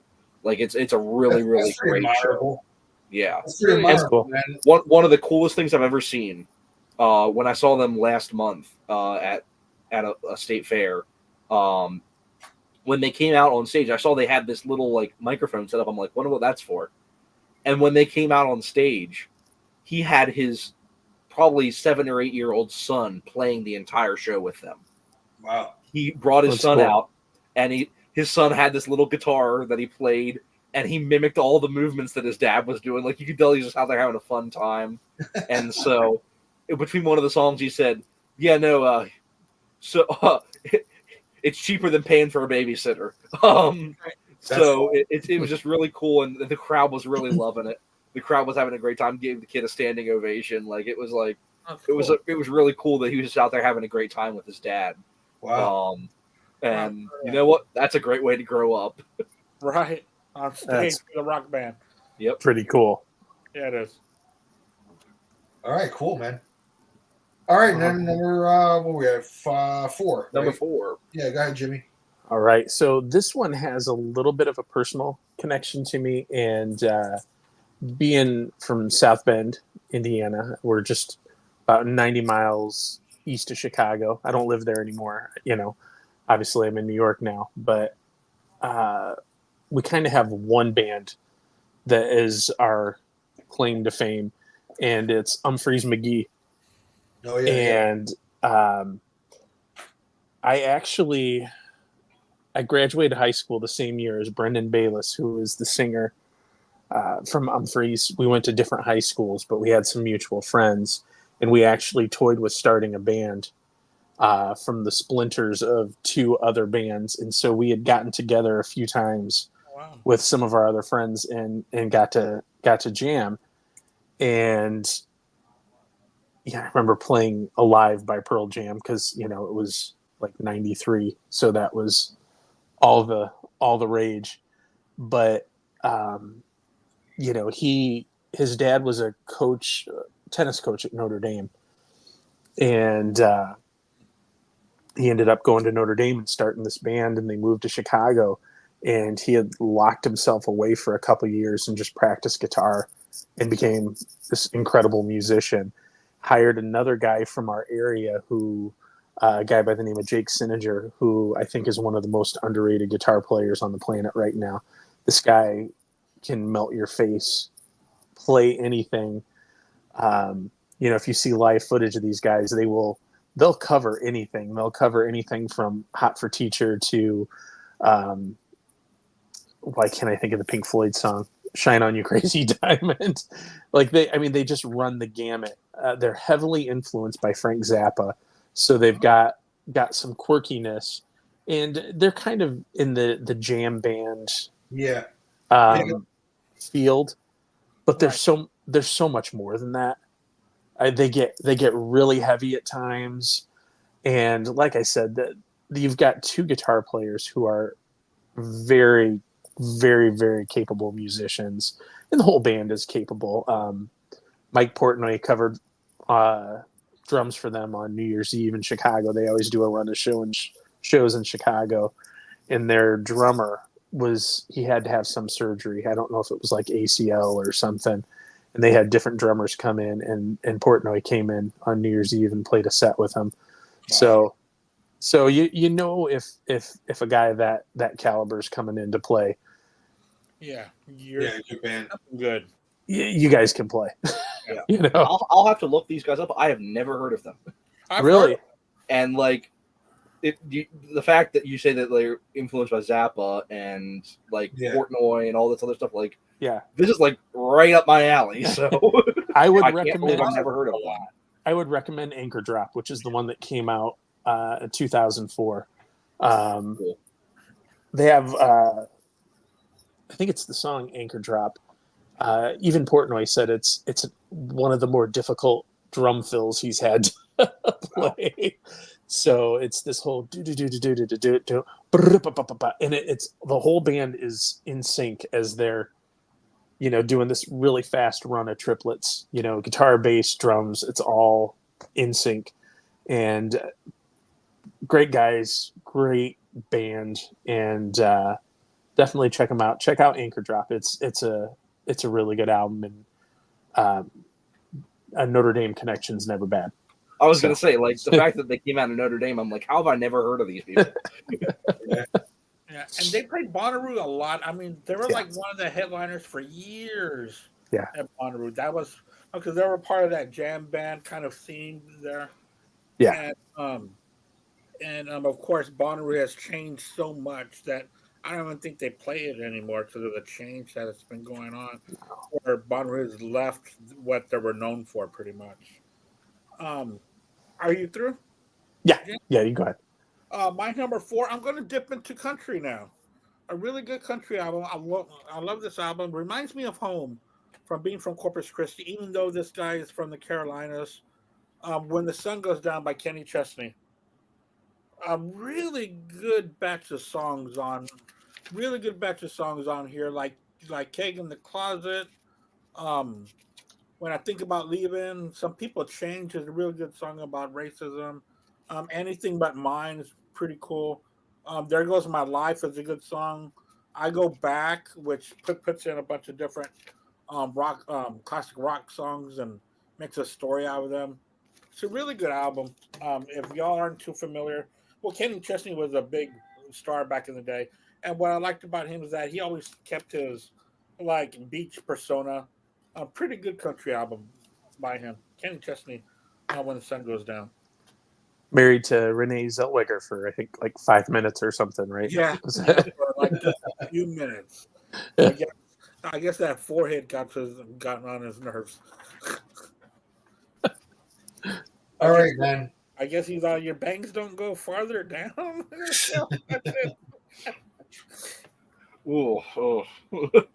All right, man. My number 4, I'm going with Megadeth. The System Has Failed. saw this one. So this is the tour I saw this, and they were touring with Exodus. So, dude, to me, because I kind of fell off on Megadeth with like Risk, and then The World Needs a Hero. I think the albums are a bit lackluster. This one reunites them with Chris Poland plays on the album, dude. And I was like, dude, Chris Poland is playing on the album from fucking the original Megadeth, dude. You know, and then on top of that, he had Vinny Colaiuta on the fucking drums, dude. And I'm like, dude, this is amazing, dude. And then I got the album. I was pretty impressed with it, man. It was, you know, Dave kind of got back to more harder, you know, kind of. And he had an arm like kind of ailment. Like he was really kind of retired from. He was going to retire from like playing and everything. And then he got better with his arm. I think somehow his arm went numb or something. He couldn't play or something like that. The story is that he fell asleep in a chair with his arm over the chair, and it made like his arm like I gave him like nerve damage or something like that. So I forgot what they call it. There's a name for that. But he had nerve damage. He thought he could never play again, but he through therapy and through going to a doctor, he was able to get through that. And then he came out with this album. I thought it was pretty damn amazing. So one of their stronger albums. Like to me, it's a comeback for them because they had a couple lackluster albums that ever since like Euthanasia, I kind of was like, you know, they haven't been really doing it for me. But this album did, and the fact that Chris Paul was on it is awesome. So that's my number 4. Megadeth, The System Has Failed. I hope I didn't steal anybody's thunder. I mean, anyone who's seen any of the shows can tell you that album is not on my list. Yeah. You're not a Megadeth fan anyway, so no. Yeah. No, if the album title doesn't start out with "Peace Sells," I'm not interested. Gotcha. But yeah. So no, cool lineup though. Like the fact that Megadeth is like the king of like, how did this guy end up in the band? Yeah, Vinny Colaiuta. Vinny Colaiuta. Al Pitrelli was in it for a hot minute. Like, all these guys are like, how the hell did they end up in Megadeth? But they come and go and shit. Well, of course. Would you want to be around Dave Mustaine for more than 5 minutes? When you're dealing with Dave, I guess, you know. Whatever. So, yeah, no. But all right, number 3, Joe. Already. My number 3 is the album that I think Andy thought would be my number 1. The album that I'm going to be seeing performed in its entirety in a couple weeks. And yeah, I do love this album a lot. American Idiot. I really do love this album. I did not get into this album when it came out because I was 5. So, I mean, I was not listening to an album that had some of these lyrics when I was 5 years old. But I definitely got into it within a couple of years after this album came out. And I think it's a really, really solid album. Like I said, it's like their last anything album. I don't think they've done anything. Their last album was okay. But like everything they've done after that until that last album was just hot garbage. Hot garbage. 21st Century Breakdown was just them trying to do this over again, and it just I was gonna say, what was the album where they kind of try to replicate that? Yeah, 21st Century Breakdown. I love the song 21 Guns and like Know Your Enemy, and that's it. But then they did the Trio album, which I love the song Oh Love, and that's literally it. How you put out 3 albums at the same time and literally one song is good. But yeah, this album they've been trying to replicate ever since, and they have not been able to. And they shouldn't try. I think that's kind of why their last album was actually pretty good, because it was like their first time where they're like, okay, we're just gonna make an album. Yeah. And it was a decent album, but no concept behind it, none of that stuff, you know. Yeah. Or trying to be like pop.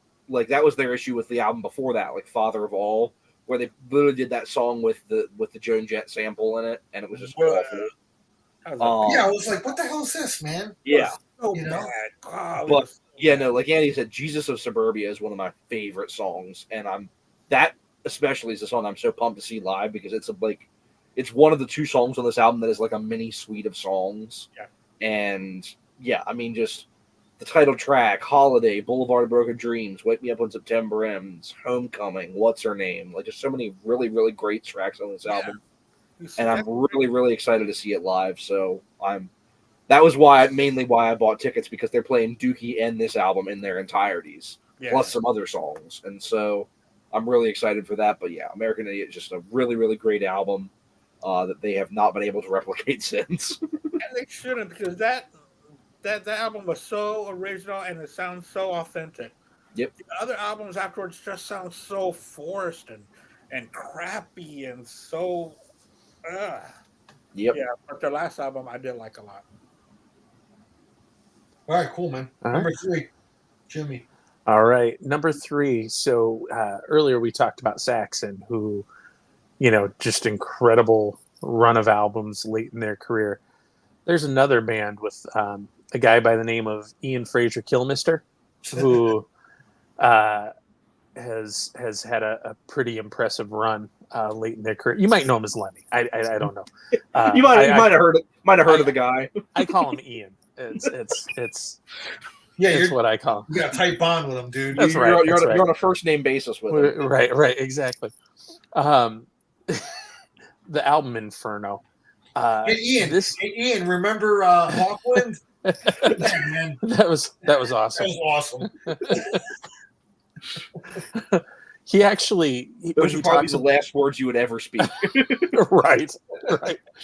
He was actually, when he talks about getting kicked off their tour and getting left behind, that was just over the border from my hometown. I mean, it was like 5 minutes from. It was Niles, Michigan, which is just over. South Bend is right at the top of Indiana, and you just go over the border, and that's it's a hop, Niles. skip, and a jump. Yeah. That many a times. What's that? I've driven that many a times because Oh, I have really? a lot of family in Flint. Okay. When I was a Yeah. kid, we would go every 2 years and drive from Texas, and we would go through South Bend and go up that way. That is a trek. That was Niles, Michigan. That was where I stayed when I went out for a Notre Dame game a couple of years ago. That's probably the only way you could get a cheap hotel. Oh no, I stayed at the offensive line coach's house. Well, that doesn't hurt. Friends in high places. Nice. No, but I think this lineup with Phil Campbell and Mickey D. Mickey D is one of my favorite drummers ever. The guy is just he's a machine, and there's some really great punishing songs like In the Name of Tragedy. I mean, the double basses on that just is so. It's so driving. I know Lemmy always said, we're Motorhead and we play rock and roll, but this is a metal album through and through. I think Smiling Like a Killer is one of the coolest songs Motorhead has ever done. One of my favorite albums in their catalog, especially later in the career. But Motorhead all the way. Go on. Awesome. All right, Andy, go ahead, number 3. Yeah, my number 3. They kind of called this a super group when they came in, when they got together, and I guess it is. I saw them a couple of times. In fact, I saw them at Ozfest this year with Sabbath and Priest. But Velvet Revolver, their debut album Contraband, with Slash and Scott Weiland and Matt Sorum. Just a great album, man. It really is. The match of Slash and Scott was so good. Too bad that they only lasted one more album. That one more album was a little lackluster for me. But this album might run a little long, but there's a lot of really good tracks on here. Velvet Revolver only had 2 albums? I thought they had 3. Did they have 3? I thought they only had 2. What was the other one? Libertad?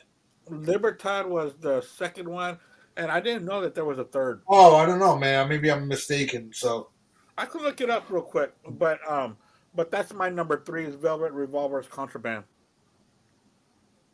Nice. all right. Number 3, man. I'm echoing Jimmy James here, man. Motorhead, Inferno. Great album. I don't, dude. Honestly, for me, I don't think Motorhead's really ever done a bad album, dude. Like, really, Not a bad album. No, not a bad album. I mean, maybe one little, but still great. Would have good songs on it, But this one was great, man. Like, like you were saying, Mickey D, and he's a great addition to Scorpions now. Yeah. Man. He really kicked that band up a notch with that, joining them. Yeah, 100%. And and Phil Campbell, man, great guitar player.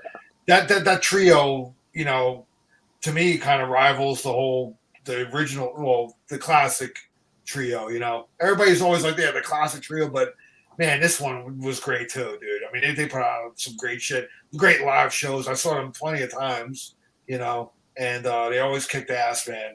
So And your ears are still ringing from Yeah. oh yeah, from those yeah. shows. You had to wear earplugs with them, dude. If you didn't, especially if you were seeing them in a club, you know, which I've seen them many times, and like every once in a while, I'd pop the earplugs out, dude. I'm like, yeah, that's an assault, you know. So, they played a double show one time with Clutch, which was really good. Now it's fucking loud, man. Oh wow, yeah. You know, yeah, I saw them in Starland Ballroom, and they played with Corrosion of Conformity too, I think. Nice. Yeah, that was another time. So I've seen him tons of times, man, and I'm glad I did. Lemmy always never disappointed me, and No. the rest of the band never did. So, rest in peace, Lemmy, man. You're missed. So, but That he guy went was on with literally- man, a great catalog of fucking Yeah. albums, dude. Oh yeah. You know, so that's Yeah. my number 3. So we're gonna go number 2, Joe. What were you going to say something, Jimmy? No, I was just say that man was literally dying and Yeah. still going out and Played and giving the best that he possibly could. And Bad Magic was one of their best albums. It's Oh, great. man. It's a great album. What a way to go out on, man. Yeah. You know. So, yeah, number 2, Jimmy. Number go ahead. 2. Or, yeah. Not No. Jimmy, sorry, So- Joe. Oh yeah, no. Ian put out a pretty decent album. Ian's a I heck figured of a this guy. one's gonna be on your list too, man. Ian's a decent guy, you know. He might hit it off every now and then, but yeah, no. This is possibly my favorite Motorhead album of the 21st century. I mean, It's good. It's so good. Yeah. Like you said, In the Name of Tragedy, Oh, Life's God. a Bitch, Year of the Wolf, Smile Like a Killer, Whorehouse Blues. That's What great. I mean, who else could put out that song and just be like, "Yep, this is our song, Yeah. and this is what we're doing," and like perfectly worked out. Oh, Because, good. I mean, A really good story about like they were playing that song mhm. and then they took a break or whatever, and it was like towards the end of the show. They played that like acoustically, you know, and then Lemmy and Phil came back on stage, and they were looking around. They were like, "Where the hell is where the hell's Mickey?" You know, and then you know, he got word like, you know, he was in the bathroom and he was having stomach issues. Like, well, he's taking a shit and he's having stomach issues. He can't finish the show. It was literally like maybe one more song in the set or encore. So they didn't really do an encore, but the crowd was just like, they were laughing. It was just so funny the way he said it. It was fucking Mickey's taking a shit. Yeah. He's But, like, I mean- what can I do? My drummer's taking a shit. He Right. doesn't feel Yeah. good. I mean, like you guys were saying, Mickey D, what a freaking beast. And I would kill to have the resume of, for pretty much 40 uninterrupted years, being in King Diamond, Motorhead, and the Scorpions. Yeah, that's a Yeah. great So wrestling. pretty much pretty much an uninterrupted 40-year period Yeah, of being in those 3 bands. yeah. And I'd And- say King Diamond hasn't been the same No, since Mickey left. no, not at all. Has not topped those original couple albums. Yeah. And he's had some great lineups. Mhm. Like he had some good lineups, but nothing topped the Mickey D years for him. Yeah. And Yeah. honestly, I'd have to really think about it. But the couple albums that they released with this lineup, I think that one of the most underrated Motorhead lineups for me is the Bastards and Sacrifice lineup with this trio plus Wurzel. Yeah, I it was, mean, yeah. with Phil Campbell and Wurzel trading solos back and forth with Mickey D on drums. I mean, it is just those are 2 phenomenal albums. But then the run that the trio went on after that, starting with Overnight Sensation and Snakebite Love and those albums, I mean, just what a run they went on. And I think this might be one of the best albums of that run. And they put out a ton of great albums. I mean, Hammered for me wasn't too, that one was a little bit iffy. But this was Sacrifice. Sacrifice is one of the greatest albums they ever put out. I mean, just front to back. But this was kind of like a course correction for me from Hammered. I'm like, I think this is probably my favorite Motorhead album of the 21st century. But just what an album! I'm with you. Yeah. Yeah. That's great, man. All right, Jimmy, go ahead, man. All right, and now for something completely different from Motorhead. But we're going to stick with the M's, and it's an album we've talked about already. It's Marillion Marbles. It's man, I love this band. I really do. I never knew you really loved that band, man. Yeah, good. And again, it's you talk about the record store. It's one of those that my buddy Scott was like, hey, you should check this out. And I started with Misplaced Child. Late, and my memory is not working as well as it normally does. But yeah, Misplaced Childhood. And Fish is such a poet. You start off with Pseudo Silk Kimono.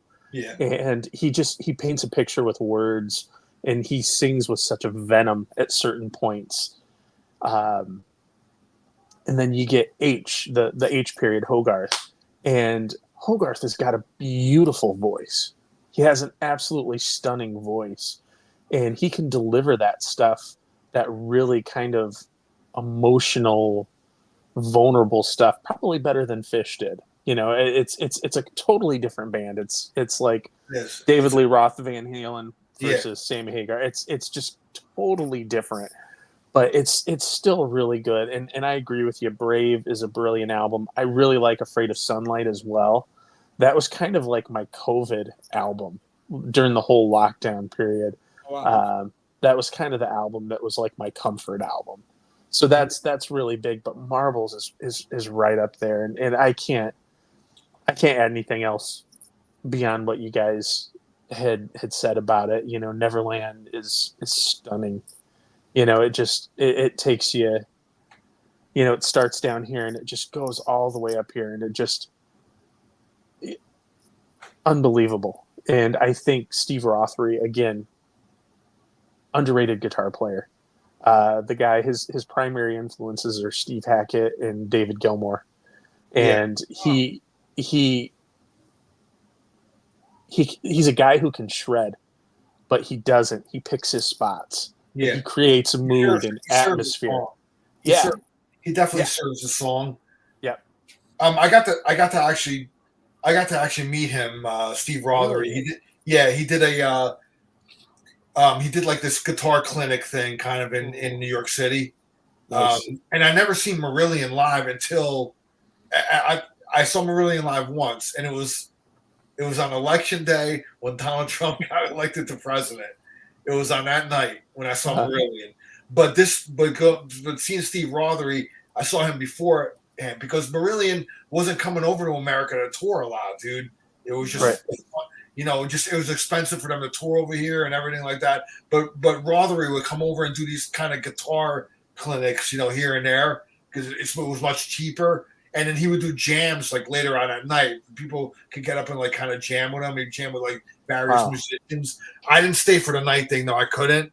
But I went during the day when he had the guitar clinic, and I got to meet him. I got a picture with him somewhere. He was really nice guy. He signed a couple of Marillion things for me, and really cool guy. And the clinic was really cool, man. It was just kind of cool to just kind of sit in on one of those. Yeah. Yeah, and he's a master, man. He's a great guitar player, man. But he serves the song.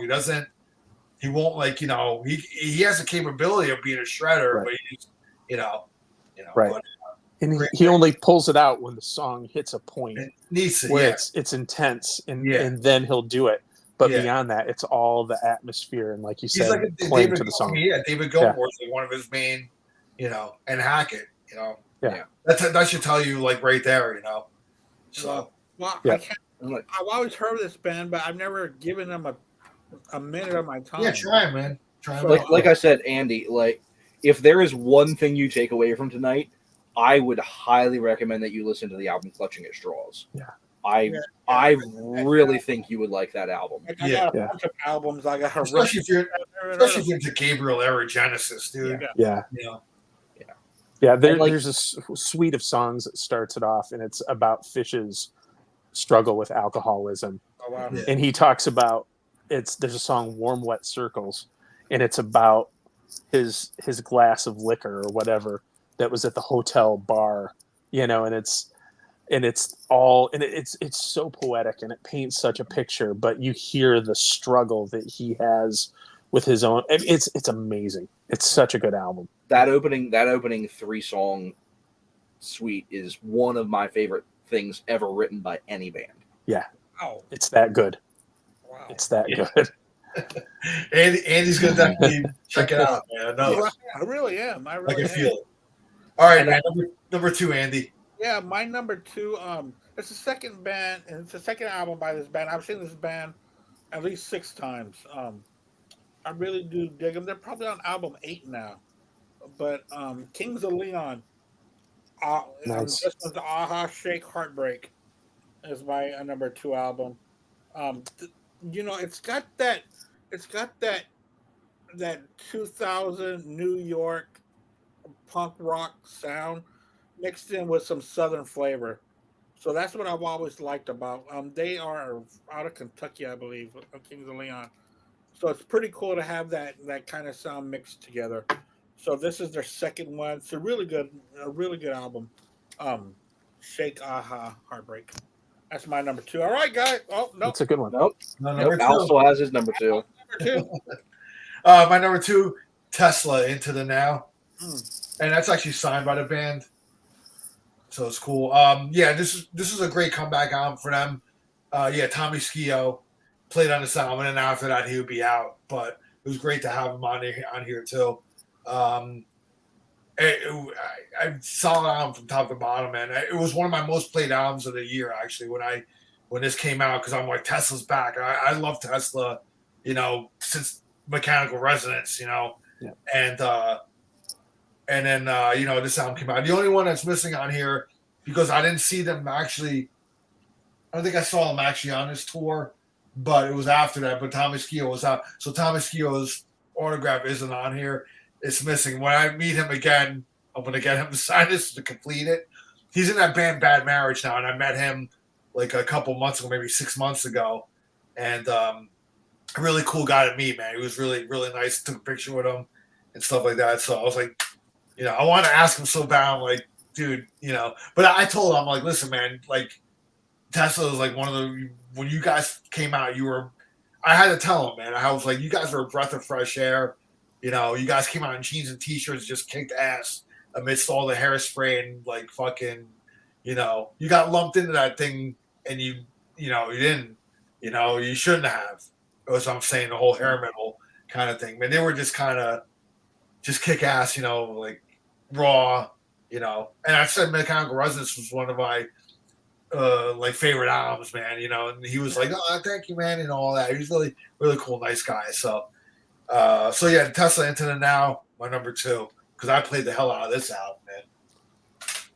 Number 1, Andy, ready? We got your number 1.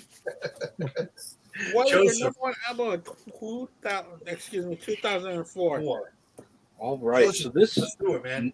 I'm excited because no one has mentioned this album yet, and I would not be surprised. I would, but I wouldn't be surprised if someone else does.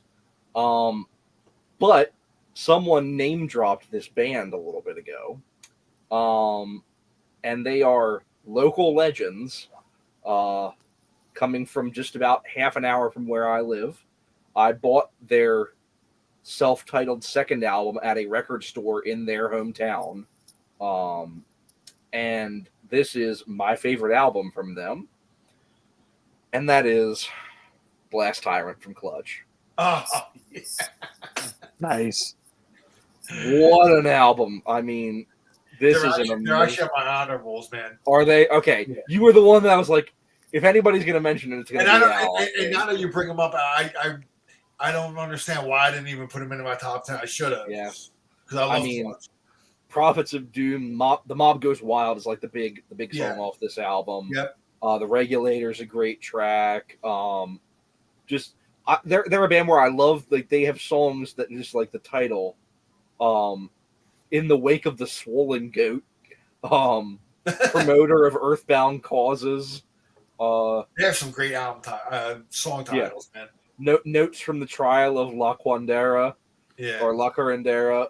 I mean, just an amazing band, and like I said, local legends around here. Yeah. so many amazing albums, but this is my favorite Clutch album. And as soon as I saw 2004, I'm like, oh, I know what my number one is. Blast Tyrant from Clutch. Yeah, that's a my great number one one. by them. Nice. My favorite actually is Exodus Robot Hive. That's my favorite. Great album. Great Yeah. album. But that one there, dude, that's the. I don't even know why I didn't put it on my top 10. I should have. And they're another band that's been on a great run the past couple years. Yeah. I mean, their last few albums, Earth Rocker and A Book of Bad Decisions, have all been really, really good. Oh, I got to show you something too. Yeah, I was able to see them a couple years ago. Man, they put on a hell of a show. Oh yeah, Yeah. they are just what a lineup of musicians, and their albums. I mean, they're kind of one of those bands that's like you really can't like kind of pigeonhole them into any one kind of thing, and they kind of cover such a wide array of styles and genres, and they just do such a great job at everything they do, pretty much. I got to meet them one time, and I got like they gave me this with the whole meet and greet thing. Book of Bad Decisions has got like their signatures in there. Nice. Great. Yeah, it's cool, man. I love the book kind of theme of it. You know, I love that only a band like Clutch on that album could write a song that the entire lyrics are just a recipe for Maryland crab cakes. Yeah, yeah, dude. Yeah. I mean, listen to the song "Hot Bottom Feeder." It's literally man. The lyrics are a recipe for Maryland crab cakes. That's hilarious. That's awesome. But one of my favorite Clutch songs is on that album. In Walks Barbarella is one of my absolute favorite Clutch songs. Yep. Yeah. But yeah, that one, Blast Tyrant. Yep. Yeah, that was on my honorable. So. Wow. Cool. All right, cool. Number one, man, Jimmy. All right. Come on, man. What's that, Andy? Number one. Oh, sorry. Number one. So I really didn't think anybody would have this on their list at all, and I was right. But maybe someone still might. I doubt it. But in 2002, this guy left the band that he started with his brother, and started his solo career as he converted to Christianity. And I it's know what you're talking about. Neil Morse Yeah. put out an album called One. It's his fourth studio album. It's got Mike Portnoy. You know, I mentioned a couple weeks ago that Portnoy's done more albums with Neil Morse than Anybody else? And Randy George, who plays with the Neil Morse band. And this is a concept album, One, and it is actually based on the story of the prodigal son from the Bible, and just a phenomenal. Again, it's got symphonic elements, it's got heavy elements, and story-wise, it really, you know, even if that's not what you believe, it still reaches and touches certain emotional points. There's a point where I want to say it's Father of Forgiveness, the song, where it's the father talking to the son, where he's kind of saying, I know you don't seem to want me anymore, you know, and just kind of this emotional heartbreak from the father, kind of talking about his son kind of turning his back on him, and just the heartache that the dad is going through. And just as a dad myself, you know, my son's 9. I can't imagine going through something like that. You know, it just any dad can relate to that sort of thing. The musicianship, again, is top notch. Neil is such a phenomenal musician, vocally great singer, great storyteller. You've got Phil Keaggy, who guests on here, and about halfway through the first song, which is a 18-minute epic, Phil Keaggy lays down an absolutely stunning guitar solo. And if you don't know who Phil Keaggy is, he's a guy. Right? Yeah. But he was also with what band was he in? King's X did stuff with him. Yeah, King's X. I can't remember. He was in a band kind of in the late 60s, early 70s, and I can't remember what it was.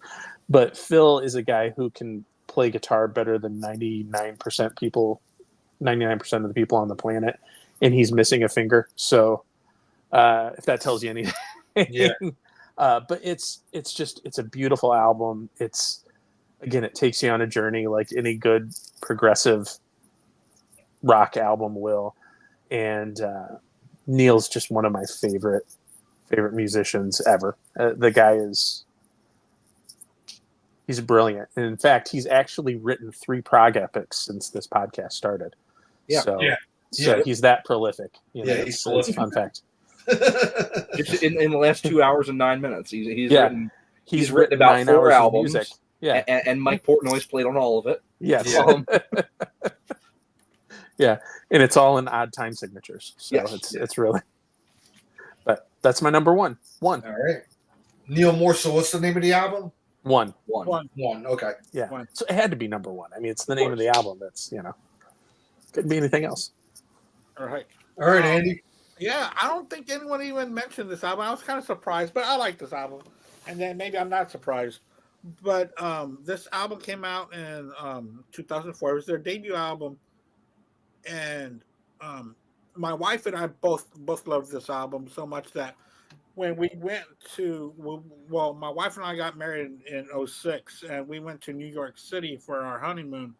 And we wanted to go see this band at Madison Square Garden, but it was sold out.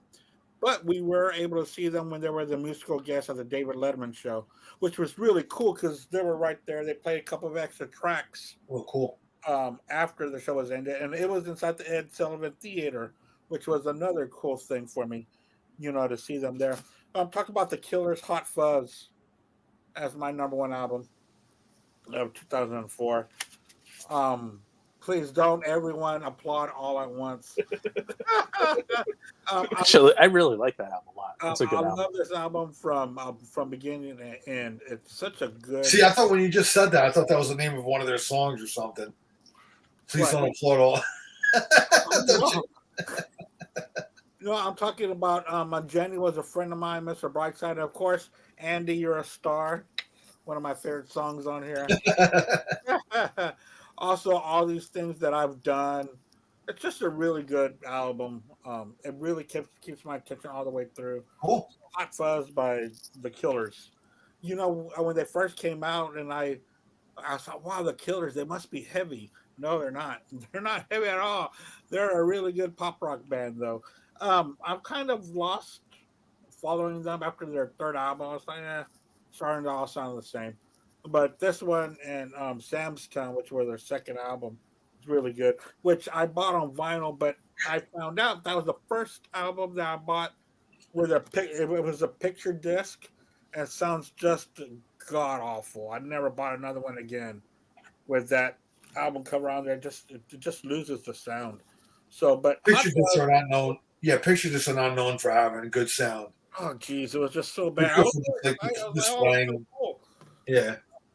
I think they've gotten a little better in recent years, but originally I think picture discs are not. If you're an audiophile, you're definitely not. Yeah, spinning picture discs are cool to display on your wall or whatever. But or if that's really the only at the time, or if that's really the only alternative you have to have the album, I guess. Yeah. It came out in 2006 or 2007, so I didn't know. Yeah. That, no. Actual picture on it, and now that you think about it, why wouldn't it? I mean, there's a freaking picture on it. It's so weird. So, but yeah, Hot Fuzz by the Killers is my number one. All right, man. My number one. It's been touched on already on this show. It's just safe to say that none of these songs were featured in my wedding reception. I'm talking about the Probot album by Dave Grohl. Yeah, Nice. I mean, I could have had the DJ play "Sweet Dreams" with King Diamond on vocals, but that wouldn't have flown very well. But yeah, man, Jimmy touched on this when it was on his list. This is my number one album of 2004. I mean, this project, Awesome. and I wish like Dave would do. I know he did that metal. He did that dark metal album. I bought it on Record Store Day. Now I can't even think of the name of it, but it was just him and the Foo Fighters doing a metal album. It Really, was for that movie, right? yeah, it was for that movie. It was like the soundtrack to that 666, the Studio 666 or whatever. But I'm hoping he does a project like this again, where he writes songs, and I love the way he molded the songs in the style of like the band or the vocalist that he got. Whereas Shake Your Blood, I mean, that you could sounds like a Motorhead song. It would be Motorhead, or My Tortured Soul with Eric Wagner, Trouble. It sounds like a Trouble song, or was it The Emerald Law with Wino? It sounds like Saint Vitus or whatever. You know what I'm saying? Yeah. I love that he did that. I love the fact that he was like, because I've read interviews with him about like making this. He's like, he just wanted to make like this dream album where he picked like his favorite vocalists and just like wanted to write songs and get them made a wish list. And like, really most of them said, yeah, man, I'll do it. So it's got a lot of great songs on it, man. And I have the CD of it, but it's packed away in my storage unit. So it's tough to get now. It went out of print. So it's like kind of tough to get. I don't know if he's reissued it or not, but I don't think he should. He should though. So I think the vinyl of it goes for like astronomical like money, dude. Oh, like, it's gotta be. And even the CD like fetches some dollars. So, but yeah, man, Probot. I wish he would do another project like this. It'd be great. But if he doesn't, man, this one was great as well. So, he had who else did he have on here? He had the good dude from Voivod. Snake from Voivod. Yeah. And so yeah, I mean it's great album. So that's my number one, man. So we'll do some honorables. Joe, you want to run through some honorables? Yeah. So a couple that people mentioned, I had Into the Now by Tesla as an honorable mention. Yeah. Marbles, like I said, Marbles from Marillion was an honorable mention. I had Around the Sun by REM. Not one of their better albums. It's still a pretty decent album. One that I just wanted to include because I'm like, I just really love this album, but I clearly couldn't put it on my list. And that is The Lost Christmas Eve by Trans-Siberian Orchestra. Really great, really great TSO album. Their last Christmas studio album. Really, really great album. And then to finally reveal the album that I think is one of the greatest live albums of all time that came out in 2004. I'm sure anyone with any kind of brain cells would know that I'm talking about Dream Theater Live at Budokan. Oh, Budokan, yeah. Nice. I mean, just one of the absolute best live albums and videos that they ever put out. Yeah. And they put out a ton of great ones. And this one really kind of features, this one was on the Train of Thought tour, and it really features Train of Thought and 6 Degrees as kind of like the main two albums that it features, because it was the first live album that they put out since they put out those two albums. The previous live album was Metropolis 2000, which I think is their best live album. But this is probably my second favorite Dream Theater live album. All the songs from you're talking about live scenes from New York, right? Yeah. The DVD was called Metropolis 2000, I think. Okay. Live Scenes from New York was the album. But all the songs. That was the one that was released on 9/11. Yes, and they had to change the album. But I did snag one of those CDs with the original cover on it. Yeah. So. Yeah, but all the songs from Train of Thought are awesome on this. On the DVD, they actually have some bonus tracks. Originally, they were supposed to have a couple additional songs, like I think Honor Thy Father was one of them, and a couple other songs that were supposed to be on the set list but got cut with time constraints, and so they put them on as like a bonus. But what really is like the big draw for this is the instrumentally, where they combine a bunch of instrumental stuff from some of their instrumental songs, but also they included some Liquid Tension Experiment stuff in there. But overall, this is just one of my favorite live albums, and it's when I saw that, I'm like, okay, it has to at least make my honorable mentions. So Dream Theater Live at Budokan. Awesome. All right, Jimmy, you got nice. any honorable? A couple that almost made my list. We have Un by Chumbawamba. Inspiration by William Hung. Wait, no. I'm looking at the wrong list. Sorry. It's I was just about it's to the say, dude, it's I'm the like, do not I'm trying, include I'm list. trying to be diplomatic here, bro, but I'm like, dude, what are you doing, man? This was Inspiration by William Hung. I was waiting to see how long it would take someone to say so. Chumbawamba. I was gonna let Chumbawamba pass, but you know, Okay. But when he got to William Hung, I'm like, dude, what are you doing, man? Just kidding. Not a whole lot for me. Like I said, the list was a bit of a stretch for me. I think some strong albums that I probably missed out on, but the Dream Theater is a great call out. I'm really glad nobody mentioned Honkin' on Bobo, which is an atrocity to the name Aerosmith. The intention was good, but yeah, The execution was not there. no. a quick story about that. I think I mentioned it before. My parents saw them live the year before in 2003, and that was when they started to premiere a lot of those songs. It was the tour with Kiss in 03. I was going to ask. Yeah. And at the show my parents were at, Kiss opened up. They kicked it off, and my parents said Kiss had the crowd going nuts. The crowd was really into it. Aerosmith came out, played a couple really good songs, and then like 4 or 5 songs in a row of the Honkin' on Bobo stuff. Wow. And my parents said at least, and this is at like a stadium, and my parents said at least half the crowd left Wow. before Aerosmith even finished, just because of the Honkin' on Bobo stuff. It was bad. It was, and I just don't understand why you would go out and play that right after Kiss Yeah, You would want to got keep on that. stage. like I'm curious. I'm curious to look up the set list from that night and see exactly where they might have where they might have lost the crowd. But Yeah. No, so they started out with Mamakin, Same Old Song and Dance, and then here's a really a great let's see, 6 songs in a row. Pink, Jaded, What It Takes, I Never Loved a Man the Way I Loved You, Stop Messing Around, and Baby Please Don't Go. Yeah. It's, No. That is hard one pass. of the worst 6-song stretches I've ever seen on a set list from any band ever. I like what it takes. I like What It Takes, but stuck in the middle of all that, Like, Yeah, and at a high energy show like that. that's like kind of 3. That's like 3 slow songs in a row, and then 3 blues covers. Yeah, it's bad. Here's before I forget, there is one that I did want to put on actually to the Leviathan Mastodon album. yeah, Mastodon. Yeah, was up there, and this is actually a jazz fusion record. It's the Chick Corea Electric Band.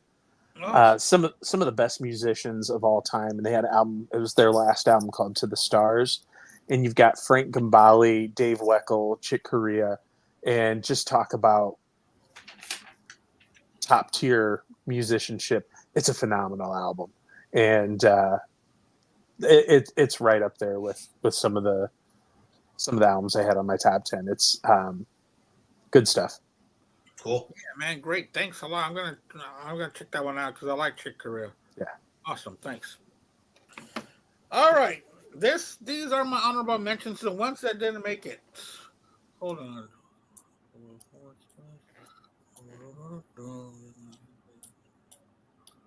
Okay.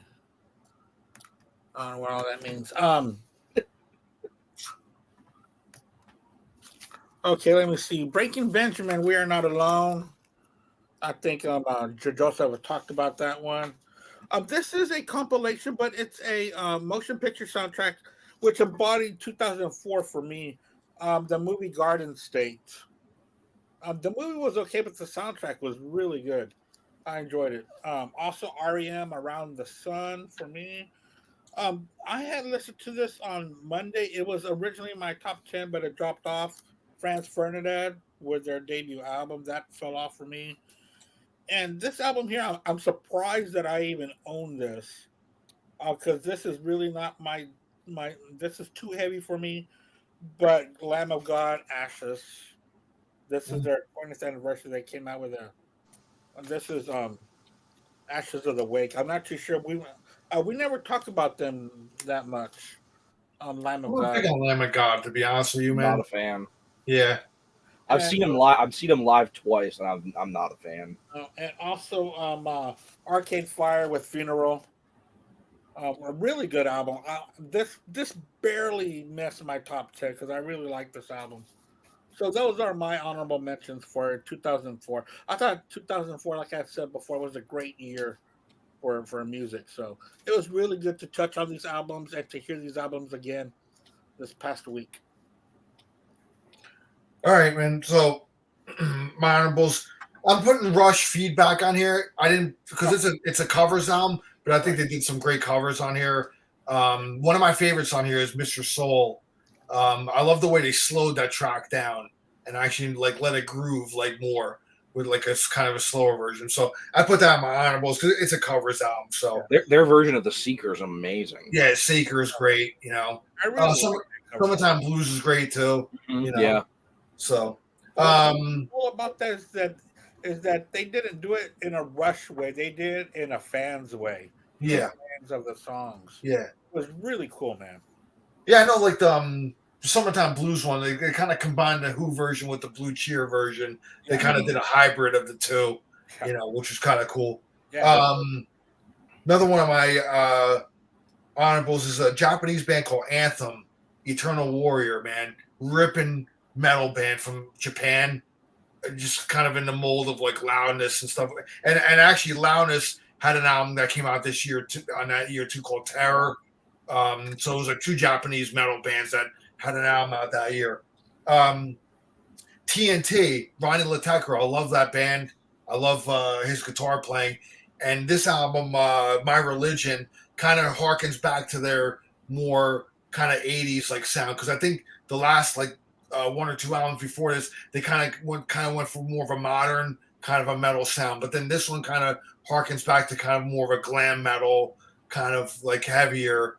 Well, not heavier, but like more of like the 80s, kind of like the classic sound. And it had the classic band back together on this album as well. So Tony Harnell was on that album. Tony Harnell was on the album, yeah. And Diesel. I know he was kind of in and out of the band around like that time, I think. Yeah, yeah. But this was like the Knights of New Thunder and Tell No Tales lineup, you know, Cool. before those guys. Damage Plan, Newfound Power, man. Dimebag's post Diamond Vinny's post the only album post Pantera, you know. So I got Clutch on here, Blast Tyrant. And I'll go with one more here. Since you had Blast Tyrant on there for my long list, let me pick one here. Because I got a pretty long list here.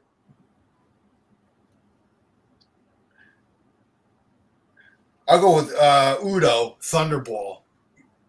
I mean, from Accept, man, but Udo had a great run of albums on with his own band too. You know, it's kind of almost like the division of them and Accept made two great bands. You know what I mean? So, he had a great album that year too. So that's my honorables. So nobody mentioned Masters of the Moon. I'm surprised.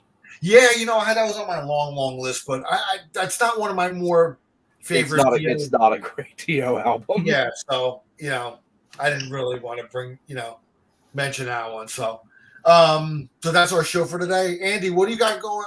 Oh, so next week, I think we might have to move our show. I didn't discuss this with you yet. We might have to move the show to Tuesday because Wednesday, my wife and I we're gonna go see Stone Temple Pilots live in concert. And that's on Wednesday. So if we can move it to Tuesday, I don't know what you have going on yet. If you have the theme. In fact, I'm seeing if Tom Derling was going to join us again next Derling, okay.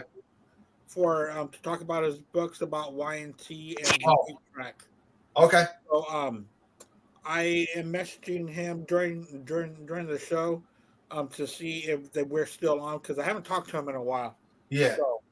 So I'll rattle that cage a little bit, and then if he can't, we'll figure something else out for a Tuesday. We got a whole bunch of ideas anyway. So all right, cool. So there'll be something for Tuesday, and then I'll be on the BS sessions. I don't know. You want to be on the BS sessions with me next Thursday? I'm going to be the host, and also my idea of top 11 fictional bands from movies, shows, or a cartoon. Yeah, I already talked to Mark about it. I can't make that show, so Yeah. but that's cool, man. Yeah. So I will reach out to Jimmy too if Jimmy wants to be a part of that one. I think Joseph already said he couldn't come up with that many. So I'm already up to 20. I don't know how I can. Wow. Yeah, man. I'm talking about the band Neptunes that played in the cartoon Jabberjaw. Remember Jabberjaw? Alrighty then. Wow. And for some reason, he talked like Curly from the Three Stooges. So it's going to be a fun show. It's gonna be a fun show. All right, well, I'll reach out to you, Jimmy, if you want to be on that one. Yeah. What day is that going to be? That'll be a Thursday at 8 p.m. Eastern time. 8 p.m. Central. 8 Eastern. 8. that's 9 Eastern then. Yeah. Yeah. Okay, because I know we did BS at 8 Eastern this week. I don't know if that's like if they're thinking about moving that or what, but Oh no, because Mark usually works late that day. Okay. He was off that day, so he was able. Gotcha. Cool. Yeah. So I'll reach out to you later, Jimmy, and see if it's something you want. We'll talk. That sounds. Well, that concludes our show for tonight. Joe, Jimmy, thank you so much for being on as usual. Guys, thank y'all so much. You guys are awesome guests as always. Andy, my brother, always a pleasure, bro. Always And fun, man. Always fun, man. Yeah. And that's it. Thanks for our guests that anybody on the comment section. It was a little light. It was only Oberheim, and there was a new guy, Brandon Looney Tunes fan 2000. Right. So thank you for checking out our show. And as you also, my wife wanted to wish y'all a happy anniversary. Oh, thank you. Yeah, happy anniversary again, Al. Thank you. I appreciate it, guys. So in another 20 years, we'll we'll do the albums of 2024 in 20 years. Jeez, man. Anyway, so thanks a lot, guys. It's been a pleasure. Yeah. Thank you, everybody, and tune in next week. Subscribe to Black Spinner Circle on YouTube. And Be cool to be podcast out, YouTube. And check you guys out next week, man. Cheers. Have a great night. Take care. Bye, everybody.